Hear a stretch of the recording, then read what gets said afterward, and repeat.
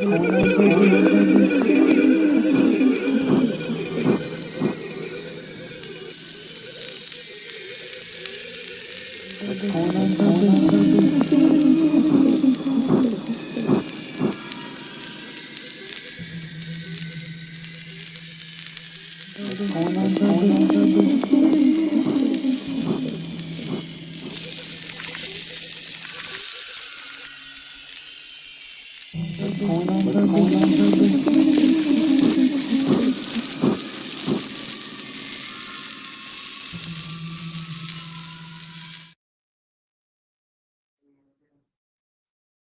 guys, what's up?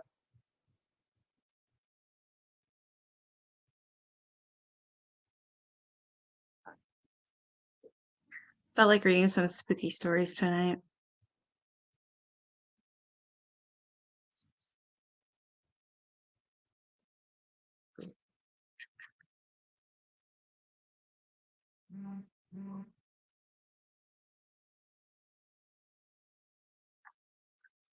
He'll start with this one.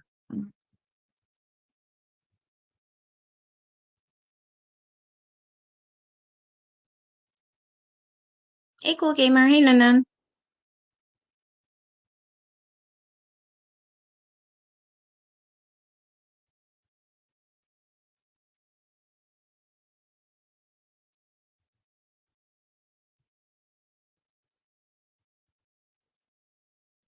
I'll start with this one, the creepy Victorian ghost ones. Oops. Thank you, Nanan, for suggesting these. They look really cool to read right now.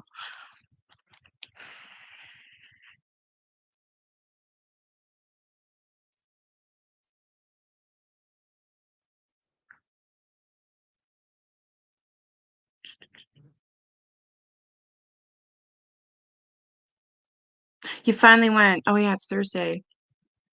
Oh, I bet. I bet you have a severe one. I can't believe you waited. I would have been so, yeah, I can't take pain. I hate pain. Ugh. Hey, Triple.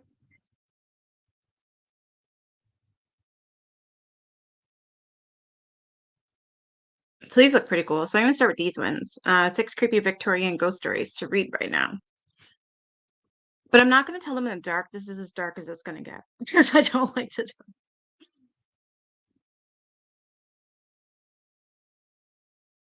These spooky tales will have you thankful you live in modern times. Okay. So Victorian and turn of the century ghost stories have a particular attraction. They need contrivances to create places that are lonely and old, a place where bad things are kept hushed up instead of dealt with. From the first line, you're put in a world with no electricity to banish darkness and no 911 to call if the darkness becomes more than you can handle. All right, so the first one, number one, is called The Phantom Rickshaw. Ooh, Rudyard Kipling. So in 1888, the Phantom Rickshaw, Jack Pansay, has a torrid affair with a married Mrs. Wessington. Quickly, his passion dies, his fire of straw burnt itself out to a pitiful end, and he tries to free himself of her. But even when he brutally tells her he can't stand her, she refuses to believe they can't live happily ever after. What a dick. He makes plans to marry another woman, and Miss Wessington becomes so distraught that she dies. As Victorians who have been spun are wont do. Jack is very happy she's dead. What a dick. But he keeps seeing her private rickshaw around town, and then he sees her, Miss Wessington. Still has love left to give, whether Jack wants it or not. According to Kipling, biographer Andrew Lycett, the author put a fair amount of himself into the tale. Pansy, for example, begins by saying that his doctor told him he needed rest and fresh air. This, Lycett writes, clearly referred to Rudyard's physical and mental condition when he spent time in Simla, now Shimla, India. Lycett also says that Pansay's hallucinations are drawn from Kipling's thoughts about a woman he couldn't get off his mind, Florence Gerard, who broke up with him while he was in India, causing Kipling to throw himself into his work, something else he had in common with Pansay. The experience inspired Kipling's first novel, The Light That Failed. Really? Well, I hope she haunts his ass for the rest. I hope she did for the rest of his life. Hey, Heavenly Cow. Because I have had chronic pain for 24 years. New pain is just an added bonus. Oh my gosh, you're nuts, woman.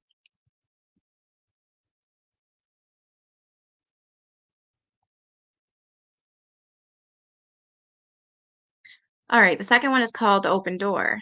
Margaret Oliphant. I don't know that name. Scottish novelist Margaret Oliphant was a prolific writer after publishing her first novel in 1849. She went on to pen everything from travelogues to historical fiction to literary criticism, and a few ghost stories too. In The Open Door, published in the early 1880s, the young son of a narrator begins raving about an unbearable noise he hears at night outside their Victorian country mansion. Everyone thinks the boy is going mad, except his father, who believes his boy is neither crazy nor lying. At night, he too hears a noise, the most soul-wrenching, piteous crying he's ever heard. It's coming from the abandoned ruins of the old servants' quarters. It isn't easy to recruit friends and servants to track down the source of the horrible noise, but if he's to save his son from brain fever, he must uncover the secret of the abandoned cottage. Elephant dedicated the story to the mother of her publisher, William Blackwood III. The Blackwood family home served as an inspiration for the home in The Open Door. Really?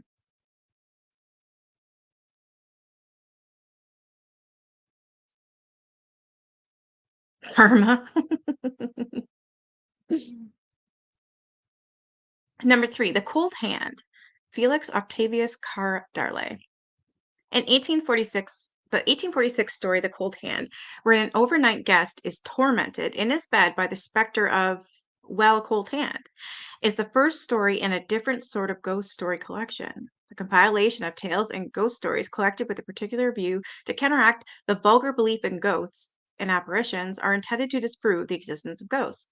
Its compiler, Felix Octavius Carr Darley, does so by presenting mysterious stories for which the most exciting solution is ghost, but in actuality is something easily explained. These tales have less style than Sherlock Holmes stories, but the same idea of illuminating the impossible so that whatever remains must be the truth. That confused the shit out of me. Number four, The Old Nurse Story. Elizabeth Gaskell. This is Mrs. Elizabeth Gaskell.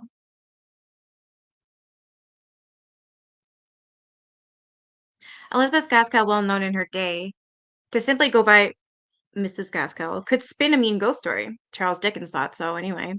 He mentored her and published her, often in his journal, Household Words. The Old Nurse's story from 1852 features a sweet little orphan girl, Rosamund, that the old nurse devoted her own youth to caring for. She accompanies the child when she becomes a ward of elderly relatives and takes up residence in a grand but lonely mansion. Life is settling nicely for the nurse and her sweet charge until a tiny ghost child begins banging on the windows, leading little Rosamund up into freezing hills behind the estate. It seems the sins of the elderly relatives are demanding atonement in the form of the youngest member of the family. Really?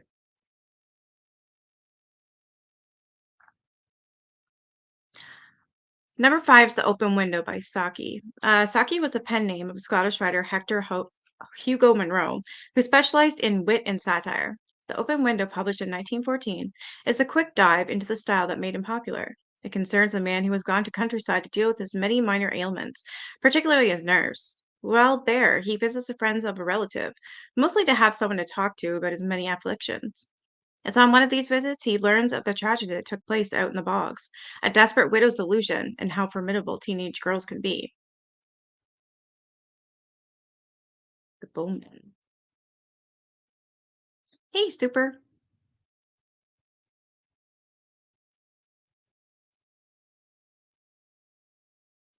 Yeah, they do need more depth. I mean, I don't know. I feel like I'm not getting the full, not that I feel like I know I'm not getting the full story. I'm not getting to the part of why they're ghosts in the first place. Um, like what happened to this little girl. I feel like I'm being flicked off a cliff every time I'm done reading one. Hmm. Let's see how much. They said there was six. So this is number six, The Bowman. His name is what? Arthur Machen or Machen. Not sure to pronounce that. The Bowman by Welsh author Arthur, aka Arthur Llewellyn Jones, is probably the most stout-hearted ghost story ever written. In the story, the English soldiers of WW1 are outnumbered by thousands of Germans at a key piece of ground. They know all is lost and accept it with good cheer, all except one soldier who remembers his Latin at Sit Anglis Sanctus Georgius. May St. George be a present help to the English. The story was published in 1914 issue of the Evening News and was hugely popular, but in an introduction to the story, published in 1915, Machen wrote, I was hardly disappointed with it. I remember and thought it, as I still think it, and a different piece of work. You can form your own opinion by reading it here. Okay, that's why I'm falling off cliffs here, because I'm not getting all these stories. Well, this is messed up. Goodbye. I will find something else. It's done anyways. Hey, J. Marie. All right, what's another one? Supernatural spooky events of the 1800s. Let's do that one.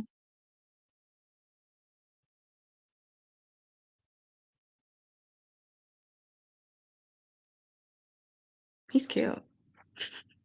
So, Supernatural and Spooky Events of the 1800s by Robert McNamara. So, this was updated. It was updated, okay, on June 12th, 2019. The 19th century is generally remembered as a time of science and technology when the ideas of Charles Darwin and the telegraph of Samuel Morse changed the world forever. Yet, in centuries seemingly built on reason, those arose a profound interest in the supernatural. Yeah, speaking of spirit photographs, before I even forget, I want to show you guys that because they are pretty cool looking, actually.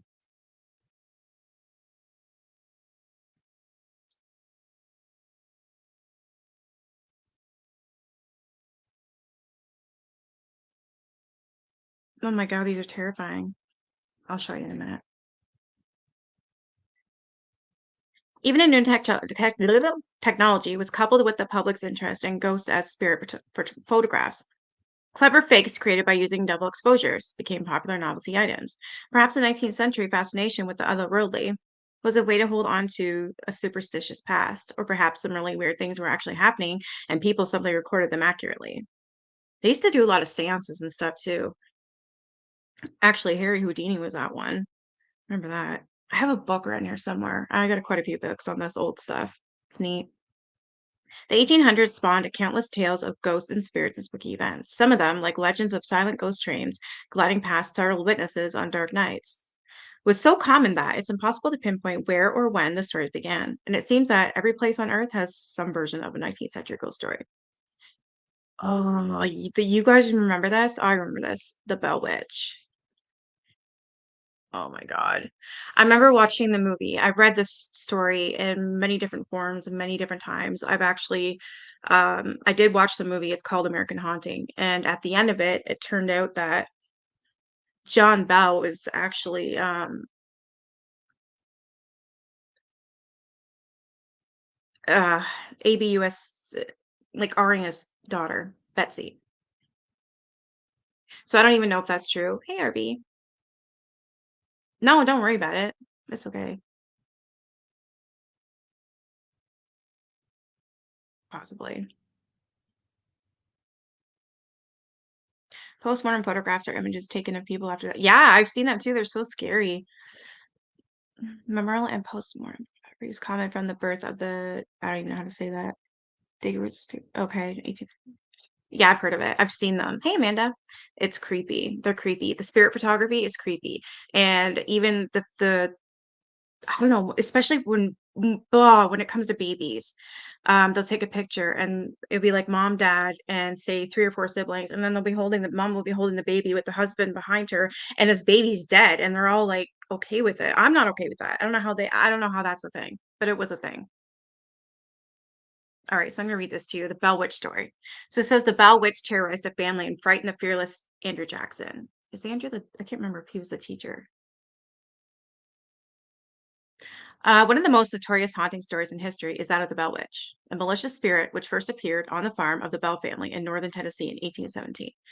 The spirit was persistent and nasty, so much so that it was credited with actually killing the patriarch of the Bell family.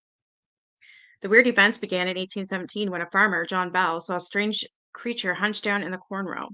Bell assumed he was looking at some unknown type of large dog. The beast stared at Bell, who fired a gun at it. The animal ran off. A few days later, another family member spotted a bird on a fence post. He wanted to shoot at what he thought was a turkey and was startled when the bird took off flying over him and revealing that it was an extraordinary large animal. Other sightings of weird animals continued, with the strange black dog often showing up, and then peculiar noises began in the Bell house late at night. When lamps were lit, the noises would stop. Hmm. I know that Betsy was blamed for a lot of this. Also, what the hell was her name? Kate. She was apparently a witch, and she was the one who cursed their family. There's John touching his daughter Betsy. I can't remember her name. Kate something, anyways. John Bell began to be afflicted with odd symptoms, such as the occasional swelling of his tongue, which made it impossible for him to eat. He finally told a friend about the strange events on his farm, and his friend and his wife came to investigate. As the visitors slept at the Bell farm, the spirit came into their room and pulled the covers off their bed. According to legend, the haunting spirit continued making noises at night and finally began to speak to the family in a strange voice. The spirit, which is given the name Kate, would argue with family members, though it was said to be friendly to some of them. A book published about the Bell Witch in the late 1800s claimed that some locals believed the spirit was benevolent and was sent to help the family, but the spirit began to show a violent and malicious side. Yeah, it hated John Bell, the father. According to some of the versions of the story, the Bell Witch would stick pins in family members and throw them violently to the ground.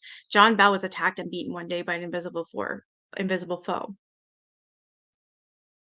The fame of the spirit grew in Tennessee, and supposedly Andrew Jackson, who was not yet president, but was revered as a fearless war hero, heard of the weird events and came to put an end to it. The Bell Witch greeted his arrival with a great commotion, throwing dishes at Jackson and not letting anyone at the farm sleep that night. Jackson supposedly said he'd rather fight the British again than face the Bell Witch and departed the farm quickly. Okay, I forgot about that. But in the movie, he was a teacher. In 1820, just 3 years after the spirit arrived at the Bell farm, John Bell was found quite ill, next to a vial of some strange liquid. He soon died, apparently poisoned. His family members gave some of the liquid to a cat, which also died. His family believed the spirit had forced Bell to drink the poison. Others say that the wife did it because she found out he was molesting his daughter. The Bell Witch apparently left the farm after John Bell's death, though some people report strange happenings in the vicinity to this day. Oh, the Fox sisters. Is this the one with the fire? Maybe.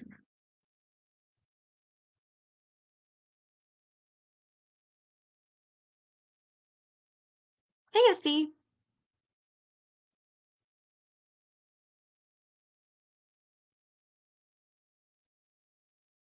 Hey, Jill. When my mom had her antique shop, went to auction of a farmhouse that had boxes of photos in it. I found 73 family photos as far back as 1834 that were postmortem. Oh my gosh. Newborn babies and children, and only 8 were adults. That is, you want to find the Bell Witch? I don't know about that. For me, anyways. You're crazy. Then again, you want haunted dolls. I love you and you're nuts. See, it'd be a really neat and I think kind of cool find. It's just the babies that bug me. Like they are neat to look at. It's a part of history. So it would be neat finding them. It just makes me sad. You've seen them too? We'll look at them. Or he drank it himself rather than be disgraced. Yeah. Yeah. That I didn't know, Amanda. His younger kids dug up an old Indian gravesite. I don't think I remember that. Not saying you're wrong. I'm just saying I don't think I remember that. I need to read on about that one. Because that would make a lot of sense. You do not ever, ever mess with indigenous peoples, like ever. The weird part is they sold fast. A lot of people like that stuff. I mean, I would probably honestly would get one or a couple maybe, just for a piece of history and what the world was. And um, but I get the ones without the babies. Yeah, you're going on a staycation, eh? That's what you say. It was an Indian dug up an old Indian gravesite.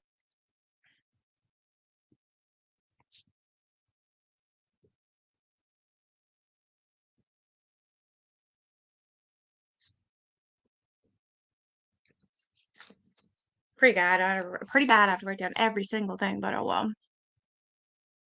No worries, girl. I only live 45 minutes from it would be a fun day trip. You guys should go together. Yeah, she's very weird. Yeah, they don't have cameras like us.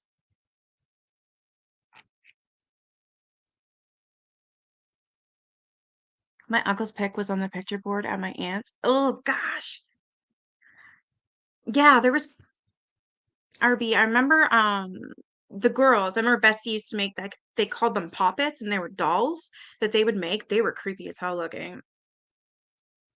I remember something about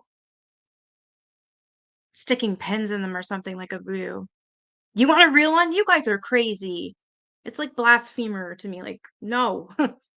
Then again, I've been around spirits my whole life. So have you, Deb, but I don't know, yours are weird. But the whole park could be an lie line. It was weird to me putting a price on them. So I suggested that we sold them in a group lots and not individually. My mom agreed, and two different people. You're drooling over creepy dolls. Yeah, they were the olden days. They were called like back then they were called poppets. I'm from Wisconsin. Nothing freaks me out. Home of Ed and the Blair Witch. I always loved that movie. When it first came out, it was it was so real, right? It was so real feeling. And it was just like it scared the crap out of me. Actually, even the remake scared the crap out of me. Hey, BFF Teresa. Oh, you mean Home of Ed Gein? Yeah, it's from there, isn't it? That was the main basis for Texas Chainsaw Massacre, Bates Motel, Psycho, Ed Gein. All right, I'm gonna read another story. This one's about the Fox sisters who communicated with spirits of the dead. So Maggie and Kate Fox, two young sisters in a village in western New York State, began to hear noises supposedly caused by spirit visitors in the spring of 1848. Within a few years, the girls were nationally known, and spiritualism was sweeping the nation. The incidents in Hydesville, New York, began when the family of John Fox, a blacksmith, started to hear weird noises in the old house they had bought. The bizarre rapping on the walls. Oh, is this the one that faked it? The bizarre wrapping in the walls seemed to focus on the bedrooms of young Maggie and Kate. Yeah, I think so. The girls challenged the spirit to communicate with them because it would only happen with one of them in the room. Wouldn't it? According to Maggie and Kate, the spirit was of a traveling peddler who had been murdered on the premises years earlier. The dead peddler kept communicating with the girls, and before long, other spirits joined in. The story about the Fox sisters and their connection to the spirit world spread into the community. The sisters appeared in theater in Rochester, New York, and charged admission for a demonstration of their communications with spirits. These events became known as the Rochester Rappings or Rochester Knockings. The Fox sisters inspired a national craze for spiritualism. America in the late 1840s seemed ready to believe the story about the spirits noisily communicating with two young sisters, and the Fox girls became a national sensation. A newspaper article in 1850 claimed that people in Ohio, Connecticut, and other places were also hearing the rappings of the spirits, and mediums who claimed to speak to the dead were popping up in cities across America. An editorial in the June 29th, 1850 issue of Scientific American magazine scoffed at the arrival of the Fox sisters in New York City, referring to the girls as spiritual knockers from the Rochester. Despite the skeptics, famed newspaper editor Horace Greeley became fascinated with spiritualism.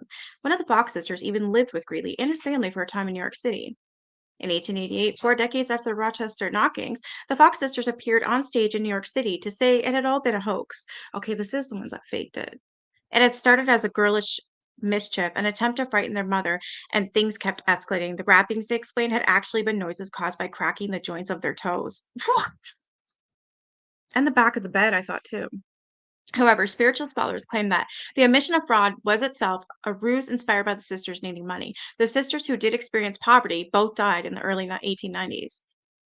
The spiritualist movement, inspired by the Fox sisters, outlived them, and in 1904, children playing at the supposedly haunted house where the family had lived in 1848 discovered a crumbling wall in the basement. Behind it was the skeleton of a man. Those who believe in the spiritual powers of the Fox sister contend the skeleton was surely that of the murdered peddler who first communicated with the young girls in the spring of 1848. Oh, yeah. Did you guys ever hear about this one too? Abraham Lincoln actually saw his ghost, saw himself as a ghost, and then he died like shortly after. Heard about that one too. These are like the ones that I have in my one book that I let my nephew borrow.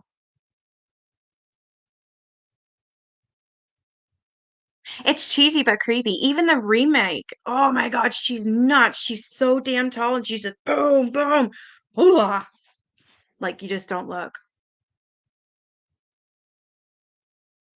Hoodoo and voodoo are two different things. Yeah, I've heard that. I don't know a lot about it. I know that voodoo is not necessarily too good, and hoodoo is like more lenient, I guess, not as bad. Yummy. I want a voodoo doll imprinted with the name. Oh my gosh. I think Blair Witch isn't a witch anymore. Seems to be elemental or something inhuman. Yeah, there's something.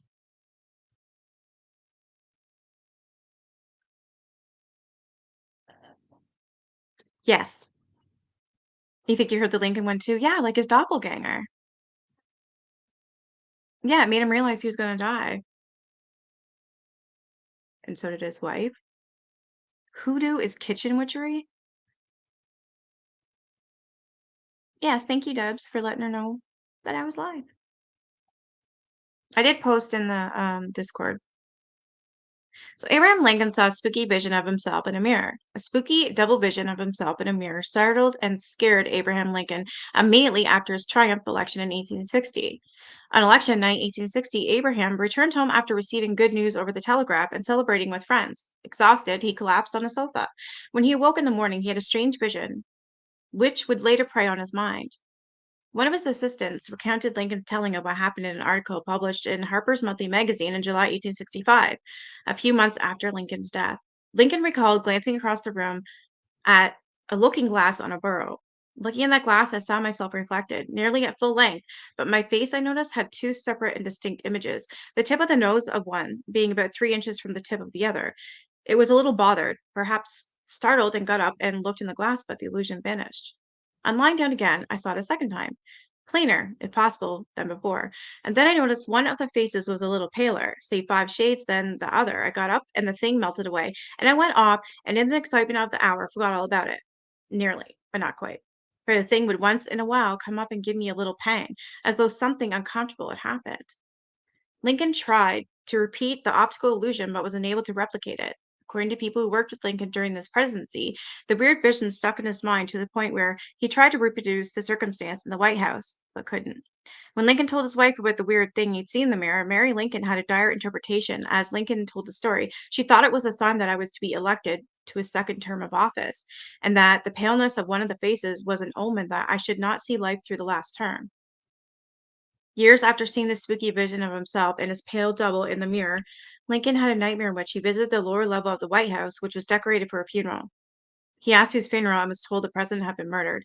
Within weeks, Lincoln was assassinated at Ford's Theater. There's another one too. He was warned that he was going to die. What was his name? Winston Churchill.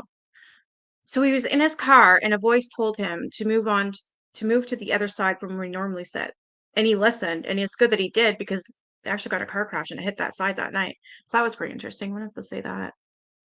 Mary Todd, Lincoln saw ghosts in the White House and held a seance. Abraham Lincoln's wife, Mary, probably became interested in spiritualism sometime in the 1840s when the widespread interest in communicating with the dead became a fad in the Midwest. Mediums were known to appear in Illinois, gathering an audience and claiming to speak to the dead relatives of those present. By the time the Lincolns arrived in Washington in 1861, an interest in spiritualism was a fad among prominent members of the government. Mary Lincoln was known to attend seances held at the homes of prominent Washingtonians. And there's at least one report of President Lincoln accompanying her to a seance held by a trance medium, Miss Cranston Laurie in Georgetown in early 1863. Mrs. Lincoln was also said to have encountered the ghosts of former residents of the White House, including the spirits of Thomas Jefferson and Andrew Jackson. One account said she entered a room one day and saw the spirit of President John Tyler. One of the Lincoln sons, Willie, had died in the White House in February 1862, and Mary Lincoln was consumed by grief. It's generally assumed that much of her interest in the seances was driven by her desire to communicate with Willie's spirit. The grieving First Lady arranged for mediums to hold seances in the mansion's red room, some of which were probably attended by President Lincoln. And while Lincoln was known to be superstitious and often spoke of having dreams that portended good news to come from the battle fronts of the Civil War, He seemed mostly skeptical of the seances held in the White House. One medium, invited by Mary Lincoln, a fellow calling himself Lord Colchester, had held sessions at which loud rapping sounds were heard. Lincoln asked Dr. Joseph Henry, the head of the Smithsonian Institution, to investigate.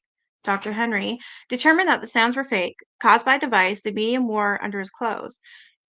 Abraham Lincoln seemed satisfied with explanation, but Mary Todd Lincoln remained steadfastly interested in spirit.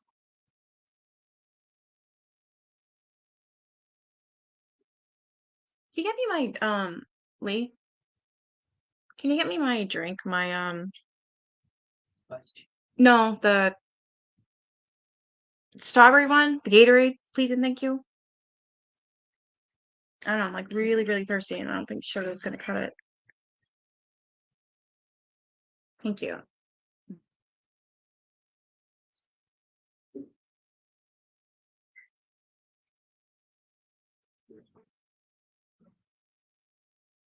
Oh my gosh, yes, I know all about that. Mary Winchester. Have you seen the movie Nun Nun? It's actually really, really good.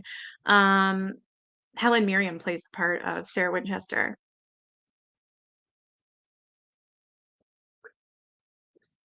I am obsessed with this. Oh, so good. It's watermelon strawberry. So good. Yeah, I want a cheeseburger too. I'm always hungry. I'll eat anything. I remember when Blair Witch came out, my friends and I scared ourselves stupid after seeing that. We got lost. Place just, I don't know how to say that. We got lost. Catabola. A place that's just mountains and forests. We might have had a bit too much shine.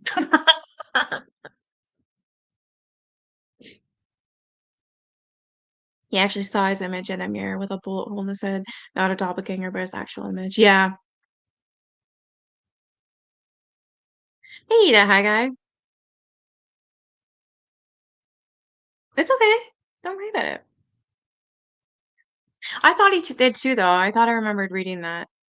I could be wrong, but I don't know.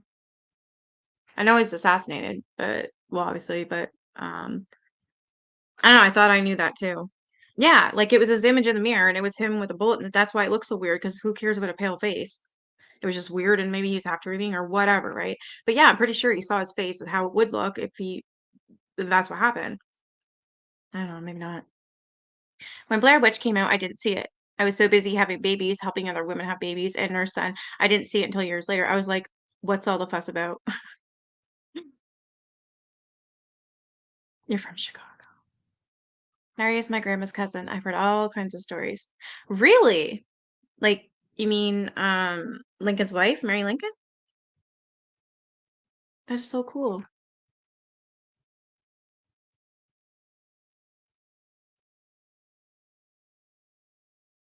Trying to get back into a groove. Been missing lives and such, but getting back at yeah, you keep getting sick too.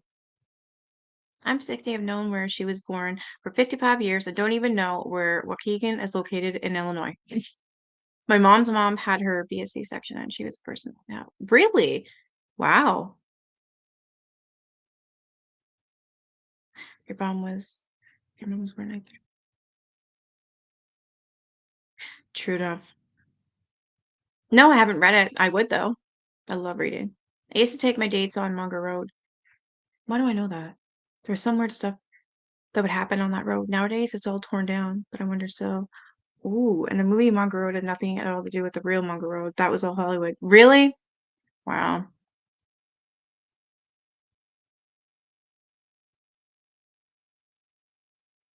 They all have fat bellies because oh no. You've never heard the Lincoln story before? Good. Make sure you go live too, okay, Soups? Yes, Mary Lincoln. My grandma and her were really close. I should see if I could find the pictures of them. Yes, please do. That's amazing. Do I have a P.O. box? Yeah, I have an address too. I have a P.O. box, but I'll have to give you like the whole thing, which is fine. I can do that somehow. Do you have like Twitter or anything or IG or Facebook or even email? I can do that. You're gonna do it live? Okay, this one is a decapitated train conductor who would swing a lantern near the death site. Sorry. Decapitated train conductor would swing a lantern near the site of his death. That's creepy. I've heard of ghost trains and stuff like that too. Oh, that's lovely. Should have got more. No look at the spooky events in the 1800s would be complete without a story related to trains. The railroad was the great technological marvel of the century, but bizarre folklore about trains spread anywhere that railroad tracks were laid. For instance, there are countless stories of ghost trains. That's funny, I just said that. Trains that come rolling down the tracks at night but make absolutely no sound. One famous ghost train was used to appear in the American Midwest was apparently an apparition of Abraham Lincoln's funeral train. Some witness said the train was draped in black, as Lincoln's had been, but it was manned by skeletons. That's creepy. Claire walks in! Railroading in the July 19th century could be dangerous and dramatic accents. Just pick her up and take her. It led to some chilling ghost stories, such as the tale of the headless conductor. As legend goes, one dark and foggy night in 1867, a railroad conductor of the Atlantic Coast Railroad named Joe Baldwin stepped between two cars of a park train at Mako, North Carolina. Before he could complete his dangerous task of coupling the cars together, the train suddenly moved and poor Joe Baldwin was decapitated. Wow. In one version of the story, Joe Baldwin's last act was to swing a lantern to warn other people to keep their distance from the shifting cars. In the weeks following the accident, people began seeing a lantern, but no man moving along nearby tracks. Witnesses said that the lantern above hovered above the ground about 3 feet and bobbed as if being held by someone looking for something. The eerie sight, according to veteran railroaders, was the dead conductor Joe Baldwin looking for his head. Oh, nice. The lantern sightings kept appearing on dark nights, and engineers of oncoming trains would see the light and bring their locomotives to a stop, thinking they were seeing the light of an oncoming train. Sometimes people said that they saw two lanterns, which were said to be Joe's head and body, vainly looking for each other for all eternity. That's sad if it's true. The spooky sightings became known as the Mako Lights, according to legend in the 1880s. President Grover Cleveland passed through the area and heard the story. When he returned to Washington, he began regaling people with the tale of Joe Baldwin and his lantern.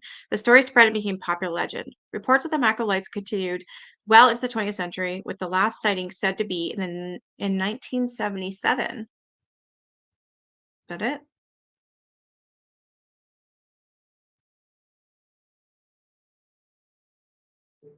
Did Mrs. O'Leary's cow start the Great Chicago Fire? Did you ever hear about that one, that guy?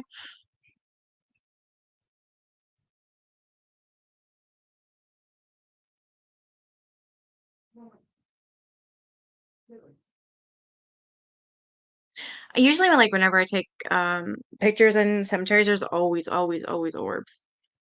That's all I've ever seen. I know someone who has seen the ghost train. He says it brings along a feeling of complete sorrow. He cried and he doesn't cry. Oh my gosh.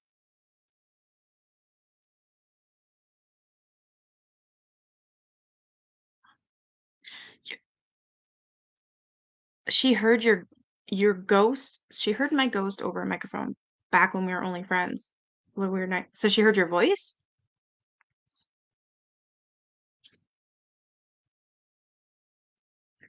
Wow. They're say this did Mrs. O'Leary's cow start the Great Chicago Fire? So it wasn't a cow.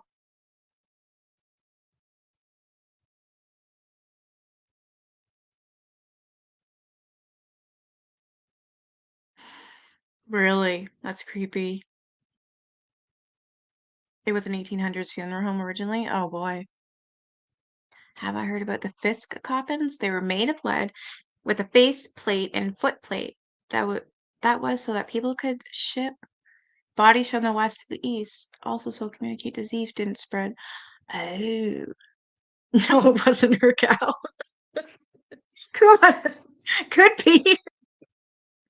The O'Leary tale is just that, just the tale. And it was aimed to blame the Irish. People really hated us Irish back then, legit. Oh my gosh, that is nuts. They were airtight. Gotcha. I'm going to now show you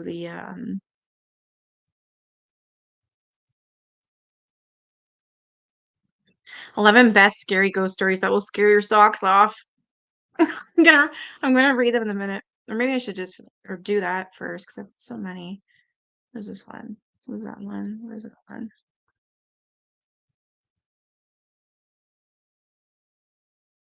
Okay, I only have one more to read.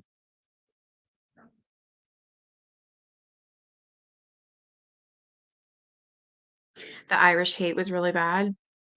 It's sad. We could only get jobs in one thing as cops. So that is why almost all Chicago cops are still Irish. Well, that there was so much hate for Irish people, but yet you guys all end up being the cops. So wouldn't that be like, what am I trying to say? Like beneficial?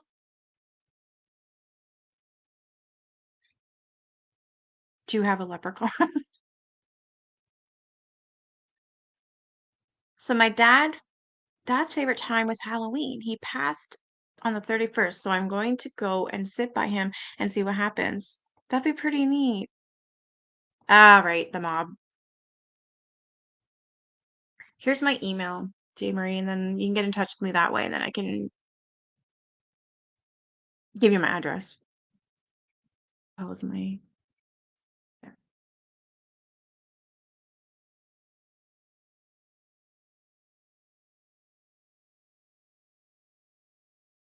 yeah, the mob.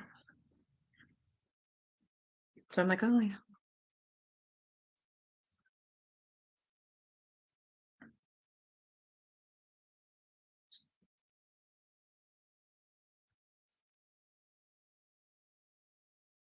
Fist coffins have been around for over 100 years, later with perfectly preserved bodies. One was in New York City with smallpox.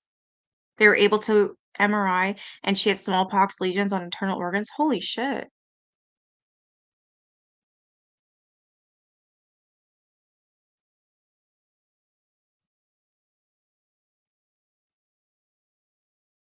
It's deeply in your history. Um, that book I read, The Black Dahlia, that book is will forever be probably up there for me. I really, really enjoyed that book. I learned so much from it. Like Bugsy was the one that was actually her murderer, like early.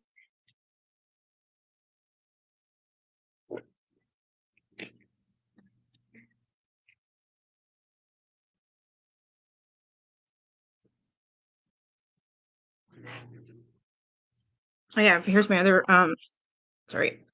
My other ghost or my other Halloween shirt. I bought like, I don't know. I have a purple one, an orange one, a gray one, and black. I bought four. They were $4 each, which is really cheap, so I just got them or bought them. Oh, they're cute. What am I doing? This is what I'm doing. So 11 best scary ghost stories that will scare your socks off. What is this? This dad tells his silly, I can't see, silly what? Silly scary stories?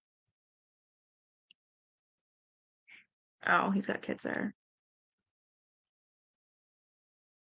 So what's Halloween without scary stories to tell in the dark? Sure, you'll want to watch or rewatch your favorite Halloween movies and see all the witches and vampires, but you'll also need a dose of creepy in these 11 scary ghost stories from around the country. Just as scary as one of the spooky ghost towns.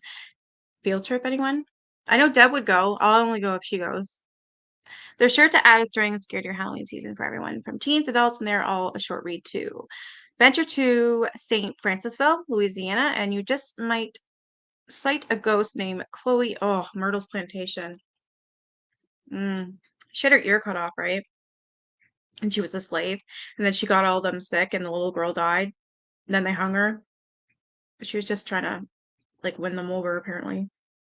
Head to Eureka Springs, Arkansas, where the Crescent Hotel is alleged to be haunted by ghosts, and then over to Abbeville, Alabama, for the haunting of Hug and Molly. on Up on the East Coast in New York City, the Crying Lady has been reported of being seen in the Dakota. Get ready for these stories. All right, number one, Sloss Furnaces, Birmingham, Alabama. 5 years after the Civil War, Birmingham, Alabama, was founded. With its birth in 1871 came the need for a ton of pig iron to fix the U.S.'s crumbling infrastructure.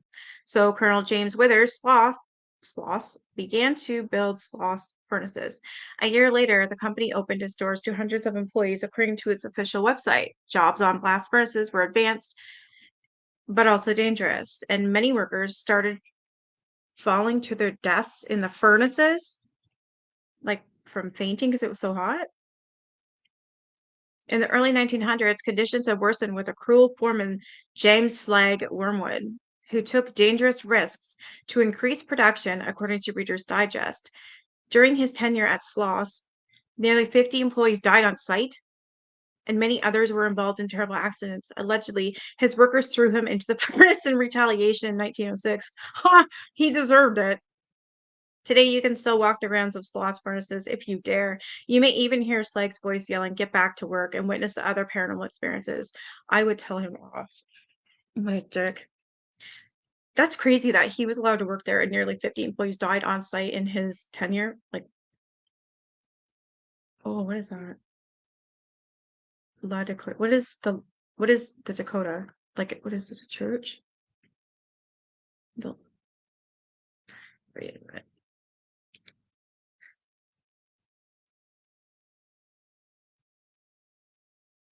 Yeah, doctors never known that smallpox affected the internal organs. She had lesions on her brain, bones, and liver. It was amazing. It explained why smallpox had such a high mortality rate. Yeah, because I remember back then they didn't know. A lot of Chicago mobsters escaped to Lake Geneva in million-dollar homes on the lake along the Maytag, Wigleys, and many more. I was crazy when I found out that Al Capone actually had a hideaway in Canada. That was cool. You know when they know the real history, and that's the thing. Most this history is on the streets. It ain't in too many books, but some have written on those times, which is good. Abbeville, thank you. Mom and two daughters did after eating the cake. Yeah, she died after eating the cake. She meant to only make them sick, and they cut off her ear for listening. That's it. Yeah. Didn't they hang her because she killed the daughter? That is a lot of head. Dakota is where John Lennon lived. Thank you. I mean, I know a lot of things, but I am Canadian, so I don't really know. You know what I mean? Like, I know what I know, but some stuff I don't. So thank you guys for answering me and helping me out. Crying Lady in the Dakota, New York, New York.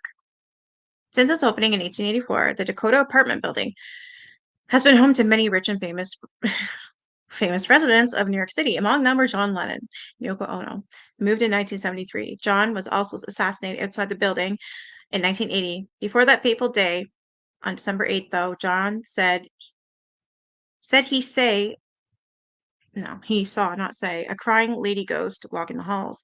And afterward, Yoko, who still resides there, claimed that she saw John's ghost sitting at his piano and that he said to her, "Don't be afraid, I am still with you." That's interesting. Mark Chapman, that was his assassinator, was it not? Ooh, the Bell Witch again. If you're a scary movie lover, you might actually know about the Bell Witch. I knew about it before the movie, though. I remember reading it because I was young when I read about this, very young. I think it was only 13. I don't know, all summer long, that's what I would do is get books from the library, among other things, but I've just always been a bookworm. The film An American Haunting and the Blair Witch Project are both based on the story. The Blair Witch is based on the Bell. What? Who knew that? I didn't know that. Me too, Nan.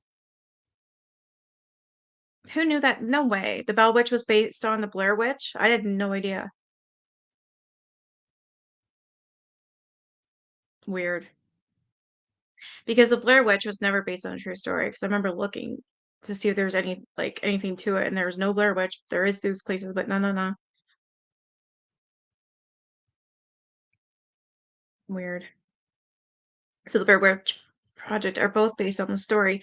Way back in the early 1800s, a man named John Bell moved to his family to an area in Tennessee called Red River, which is now known as Adams, Tennessee. After they had settled in a new home, some peculiar things started happening. The Bell family began hearing some bizarre noises, including dogs barking, chains rattling, rats chewing, and a woman's whispering. Soon the woman became known as the Bell Witch. Many people believe she's the ghost of a former neighbor of the Bells, Kate Batts.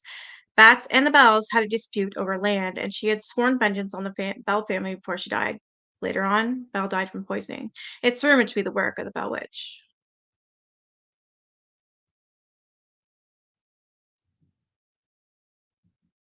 The ghost of Crescent Hotel, Eureka Springs, Arkansas. That's a hotel. Spend the night in the haunted Crescent Hotel in Eureka Springs, Arkansas, which opened in 1886. During construction, a worker named Michael was killed, and his ghost reportedly still haunts room 218. The hotel came under the ownership of a known medical fraud, Norman Baker, in 1973. He fancied himself a doctor. He turned the hotel into the Baker Cancer Hospital, claiming to have the cure for the disease. He did not, obviously. Patients who died under this care were buried right in the hotel's basement, which served as a makeshift morgue. He was arrested in 1940, but his patient spirits are said to still remain. Because the hotel is still open, guests often say they see apparitions and hear noises during their stays. Sci-fi's Ghost Hunters even has footage of something moving in the basement. Really? Is this going to take me to it? So cool. We're going to see this movement.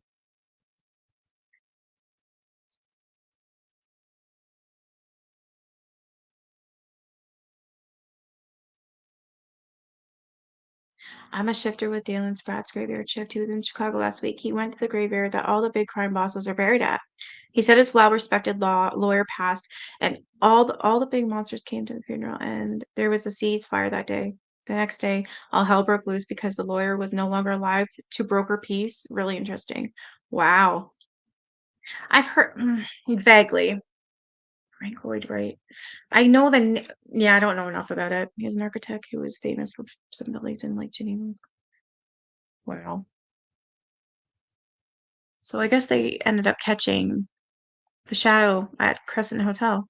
Let's watch that. Who do you think you are?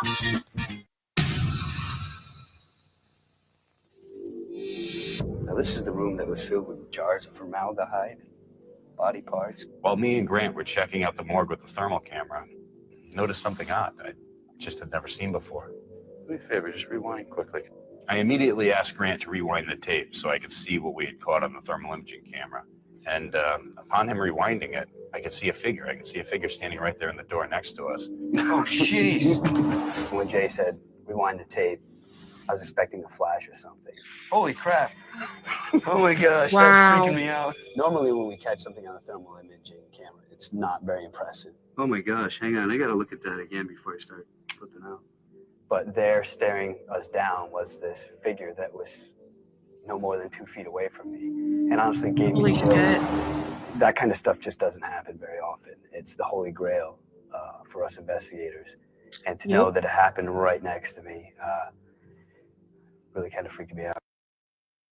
That is creepy. Holy. Yeah, they are. So that was cool. Let's go back to these ghost stories. See if they got anything else.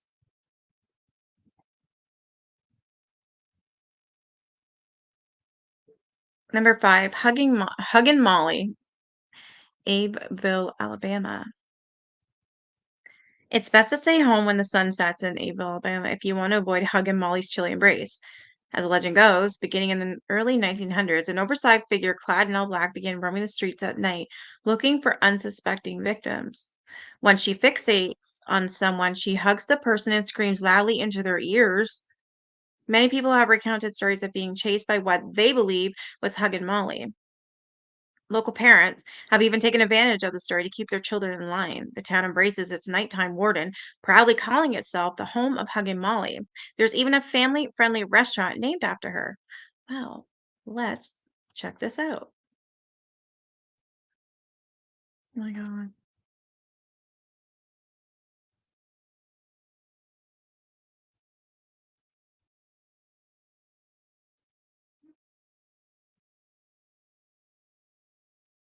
Here's a restaurant that's frozen in the 50s, apparently, serving burgers and shakes.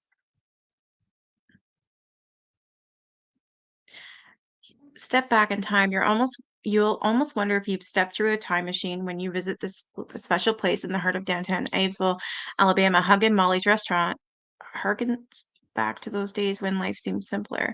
Our loyal fans and newest friends always find something to enjoy here, whether it's sweet treats from an authentic soda fountain or a trip down memory lane thanks to incredible collection of antiques. The atmosphere buzzes with helpful servers and happy customers, plus delightful favorites from 1950s music.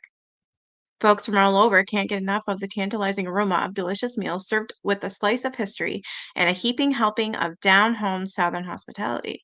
Stop in and see for yourself. Hugging Molly restaurant not only takes you back in time, but is sure to bring you back again soon. I'm down. I'd go. I'm already drilling. I'm ready. I must eat there. It's so amazing. Oh, Bobby Mc yeah, Bobby Mackey's or whatever.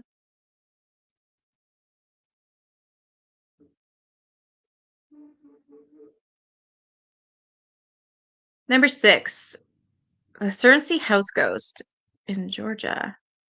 The Cersei clan began experiencing paranormal activities in present-day Guernsey, Georgia. In the 1870s, family members reported witnessing objects soaring across rooms, hearing laughter and crying, and seeing red eyes staring into the house. Food was thrown from their plates and utensils twisted into unusable shapes. The townspeople speculated that these occurrences were cries for help from spirits, who thought the family would be able to save them. On the day the family decided to finally leave the house, a fire iron allegedly floated up and started hitting one of the sons on the head. No one was ever brave enough to live in the house again, and the building went up in flames in 1925. Wow. The Ghost of Bellamy Bridge, Mariana, Florida. For a taste of the haunting love, for a taste of true haunting love, travel over this spooky bridge in Mariana, Florida, which has several ghost legends surrounding the structure. In the 1830s, Elizabeth Joan Croom Bellamy married local politician Dr. Samuel C. Bellamy.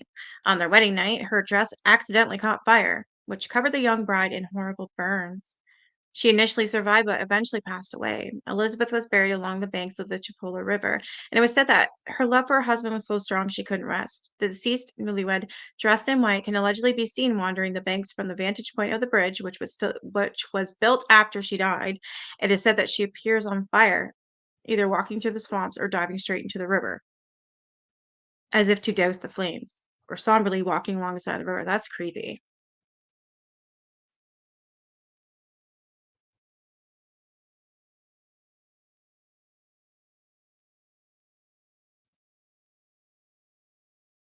You want to check out a Chicago restaurant with a ton of history, Chicago pizza and oven grinders. They only take cash. It's so damn good. Almost worth the risk. Really? Bobby Mackey's, yeah. Oh my God, I'd love to. If we survive, yeah. I am honestly, I don't know. I might faint if I see or hear something. I'm just like, I'm used to it, but I don't know. I feel safe in my home sometimes, most of the time. I just don't know if I can. I mean, I would go. Absolutely. I'll go. Just be prepared. I might faint, shit, definitely scream, cry, latch on to you, never let go. The Ghost Deer Island, Biloxi, Mississippi. So back on May 20th, 1922, Anthony Ragusin, aka Mr. Tony, relayed this tale in a column in the Sun Herald. He writes that in the early 1800s, two fishermen spent the night on Deer Island off Biloxi's coast. They heard noises that they ignored until it became impossible to do so. When they went to see what was causing the ruckus, they claimed they found a headless skeleton that ran after them. They immediately made a beeline for their boat and got off the island immediately. It's said that the bony frame belongs to a pirate who's had his head chopped off by his captain, and his body was left behind as a ghastly guard to watch over buried treasure. Okay, Zombie Road, Wildwood, Missouri. Outside of St. Louis lies Zombie Road, a hotbed of ghostly activities. There are many scary stories stemming from Lawler Road, Ford Road, its actual name, from sightings of indigenous spirits. Oh, hell no, I would never go there. Wandering the stretch to victims of train accidents. There used to be active tracks there. Like Della Hamilton McLeod, who was struck by a passing train. In the 1950s, it became a popular late-night teen hangout spot with various murders happening in the area too. It's also been rumored to be the home base of a murderer named Zombie, who escaped a mental asylum. These days, the stretch has been rechristened as a nature trail, but it's closed once night falls, with hefty fines for those who dare to trespass. I bet. I wouldn't go in there. Uh-uh. I don't mess with anything to do with indigenous peoples. Hell no. Mm-mm.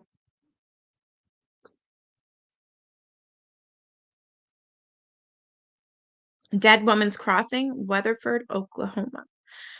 This one's a regular murder mystery turned ghost story. According to Atlas Obscura, in the early 1900s in Weatherford, Oklahoma, Katie DeWitt James left her home with her baby after she filed for divorce from her husband.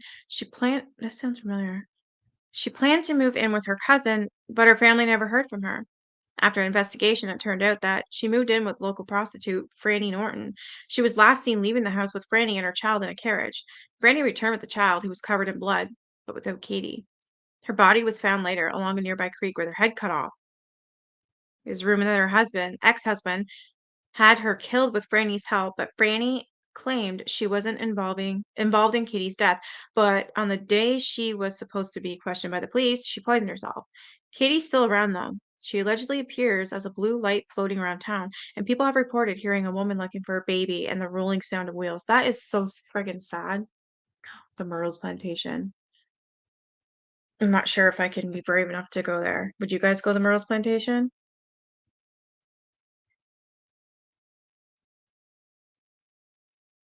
Those are the best. Oh my gosh.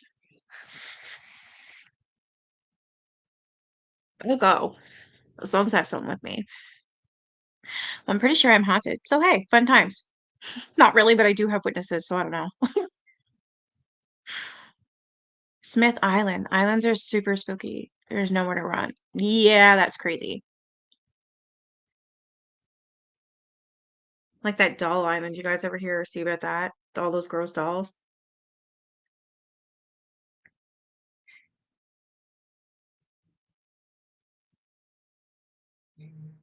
So the Myrtles Plantation in Louisiana. Of the numerous spirits haunting this plantation, built in 1796 in St. Francisville, Louisiana, the most known entity is Chloe. According to the official website, it said that the plantation owner, Clark Woodruff, carried on an affair with an enslaved person, Chloe, which he ended abruptly. She began to eavesdrop on his conversation and he caught her. As punishment, he cut her ear off. She then poisoned the rest of the family with a birthday cake, leaving him alone. The other enslaved people knew what she had done and hanged her. She supposedly still remains on the property with a photograph in 1992 where her spirit is reportedly visible. Well, I want to see the photograph. You don't have it? One day I door did the under door ghost challenge with my brother and sister, but I got scared. Another day I did Bloody Mary with my brother and sister too, but I said, oh,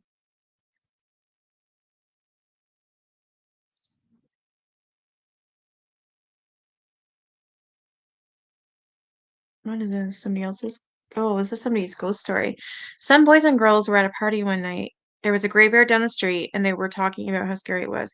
Don't ever stand on a grave after dark, one of the boys said. The person inside will grab you. He'll pull you under. That's not true, one of the girls said. It's just superstition. I'll give you $1 if you stand on a grave, said the boy. A grave doesn't scare me, the girl said. I'll do it right now. The boy handed her his knife. Stick this knife in one of the graves, he said. Then, well, we'll know you're there. The graveyard was filled with shadows and was as quiet as death. There's nothing to be scared of, the girl told herself, but she was scared anyway. She picked at a grave and stood on it. Then quickly she bent over and plunged the knife into the soil and started to leave, but she couldn't get away. Something was holding her back. She tried a second time to leave, but she couldn't move. She was filled with terror. Something has got me, she screamed, and she fell to the ground. When she didn't come back, the others went to look for her. They found her body sprawled across the grave. Without realizing it, she had plunged the knife through her skirt and had pinned it to the ground. It was only the knife that held her. She had died of fright. Holy shit. That would be me. Hey, Brenda. She thinks it's a grocery store.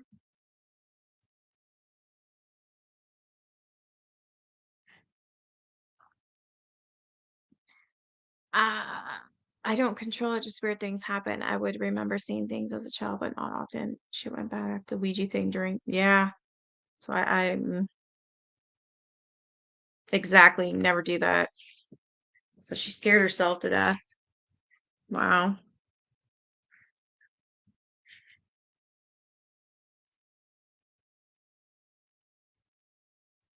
Yeah, actually, yeah, we need Jill to go with us too, Rabbit. Yeah, where's this doll island? I'll show you.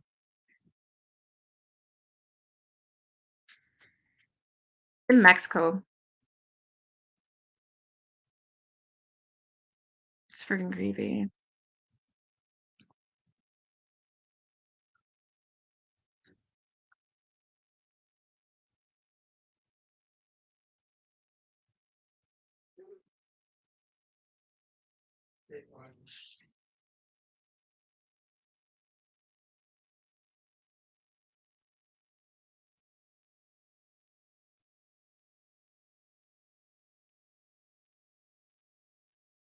So I'm trying to get rid of these some of these freaking pages.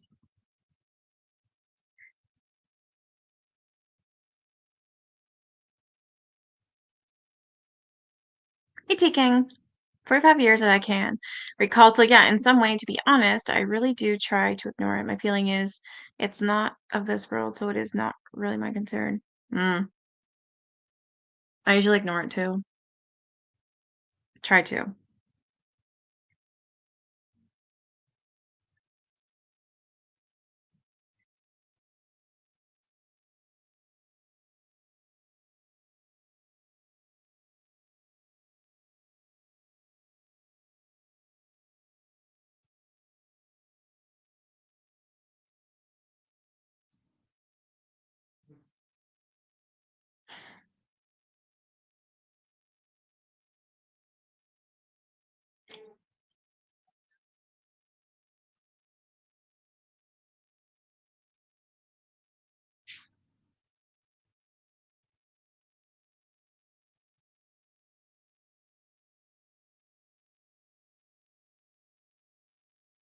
So the real story behind Haunted Island of the Dolls in Mexico.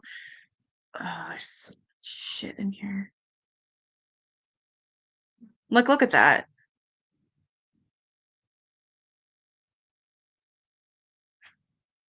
That's creepy. Super Snoops would have a heyday.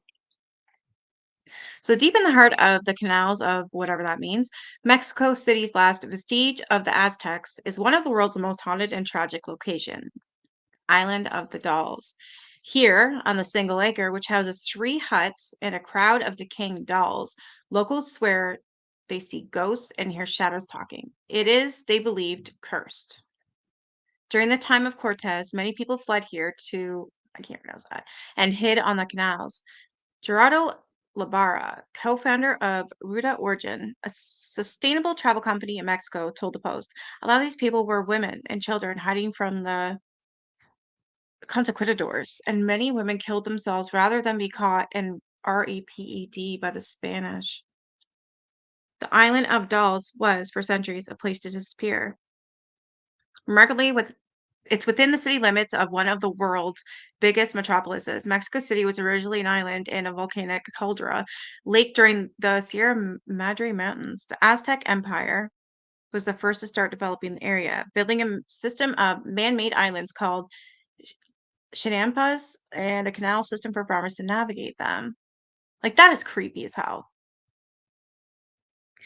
So these dolls were collected by Barrera to protect himself from spirits that lingered on that island.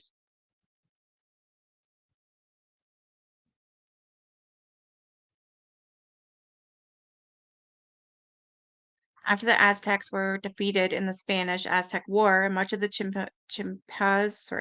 Chinampas were filled in and turned into the basis of the city we know today, except for that is the most southern end of Mexico City, where the Chinampas and canal system still exist, an integral part of local life and our UNESCO World Heritage Site. At times, the neighborhood was also used as a shelter for Mexican revolutionaries and religious practitioners who may have fallen out of favor. Some of them ended up killed or drowned in these canals. LeVar introduced me to Don Laro, a community leader who has spent his entire life in, I'm not sure how to say that, paddling through the small islands that are used for farming maize, squash, and chilies. Using a wooden flat bottom chalupa, Laurel paddled the infamous island of Dolls and recalled how 50 years ago the water was so clear you could see the bottom. That's just how in the 1950s Julian Barrera found the body of a young girl at the bottom of the waterway just outside the door. The girl was swimming with her sister or friends, and the current took her downward. The current guardian of the souls and a great nephew of Barrera. Jeez. The spirit of the girl was living in sorrow. In the mornings, Julian started seeing ghosts and one day woke up and found all his crops had died. He tried many things to improve his crops, but he couldn't because the spirit damaged it. He became more and more scared. Barrera built an altar in his one-room cabin on the island where he and his wife lived, hoping to appease the spirit. But the spirit still came, he said. So he started collecting dolls as a way to protect himself from spirit. But why would you think dolls? Over the next half century, Rare collected more than 1,000 dolls, some from the trash in the area's main city, others gifted by neighbors and visitors. They are all still there, decaying, sometimes beheaded, and truly creepy. Everywhere you look, though, there are dirty dolls hanging from trees, nailed to buildings and other structures strung along clotheslines. In 2001, according to Santana, Rare died of a heart attack in the same spot where he had found the body of the little girl. The spirit of the girl came to him and dragged him in the water. Mugilio said he and his wife could never have children because of the island, so my uncle Anastasio took over. After Anastasio's death in 2019, Santana assumed the guardianship of the island, although he and his wife and 3 children do not live there, choosing to stay on their own island 20 minutes away. Over the years, several other imitation doll islands have popped up the canal. It's big business now, Santana said, but there's only one true island of dolls. Santa said he sometimes sees some shadows in the night with moonlight, but other visitors have claimed to see witness the doll's eyes moving and hearing them talk. As for what will happen to the island when he dies, Santana said, the ownership I leave to the dead. Jeez.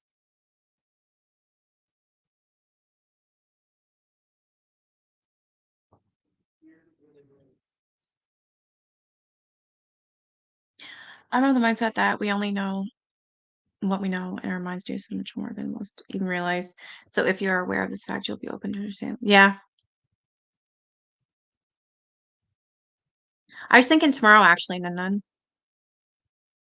You went there? No way. You went to the Dolls Island. Yeah, see, I told you Super Stoops would want to go. I went there when we lived in Mexico. So crazy.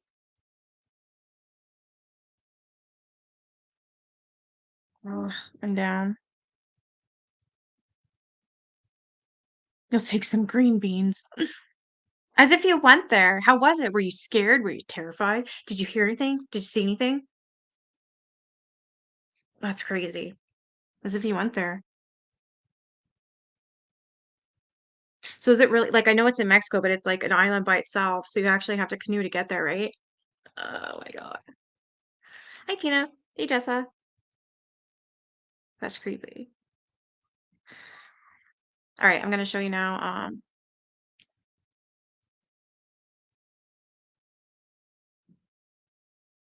Spirit photography.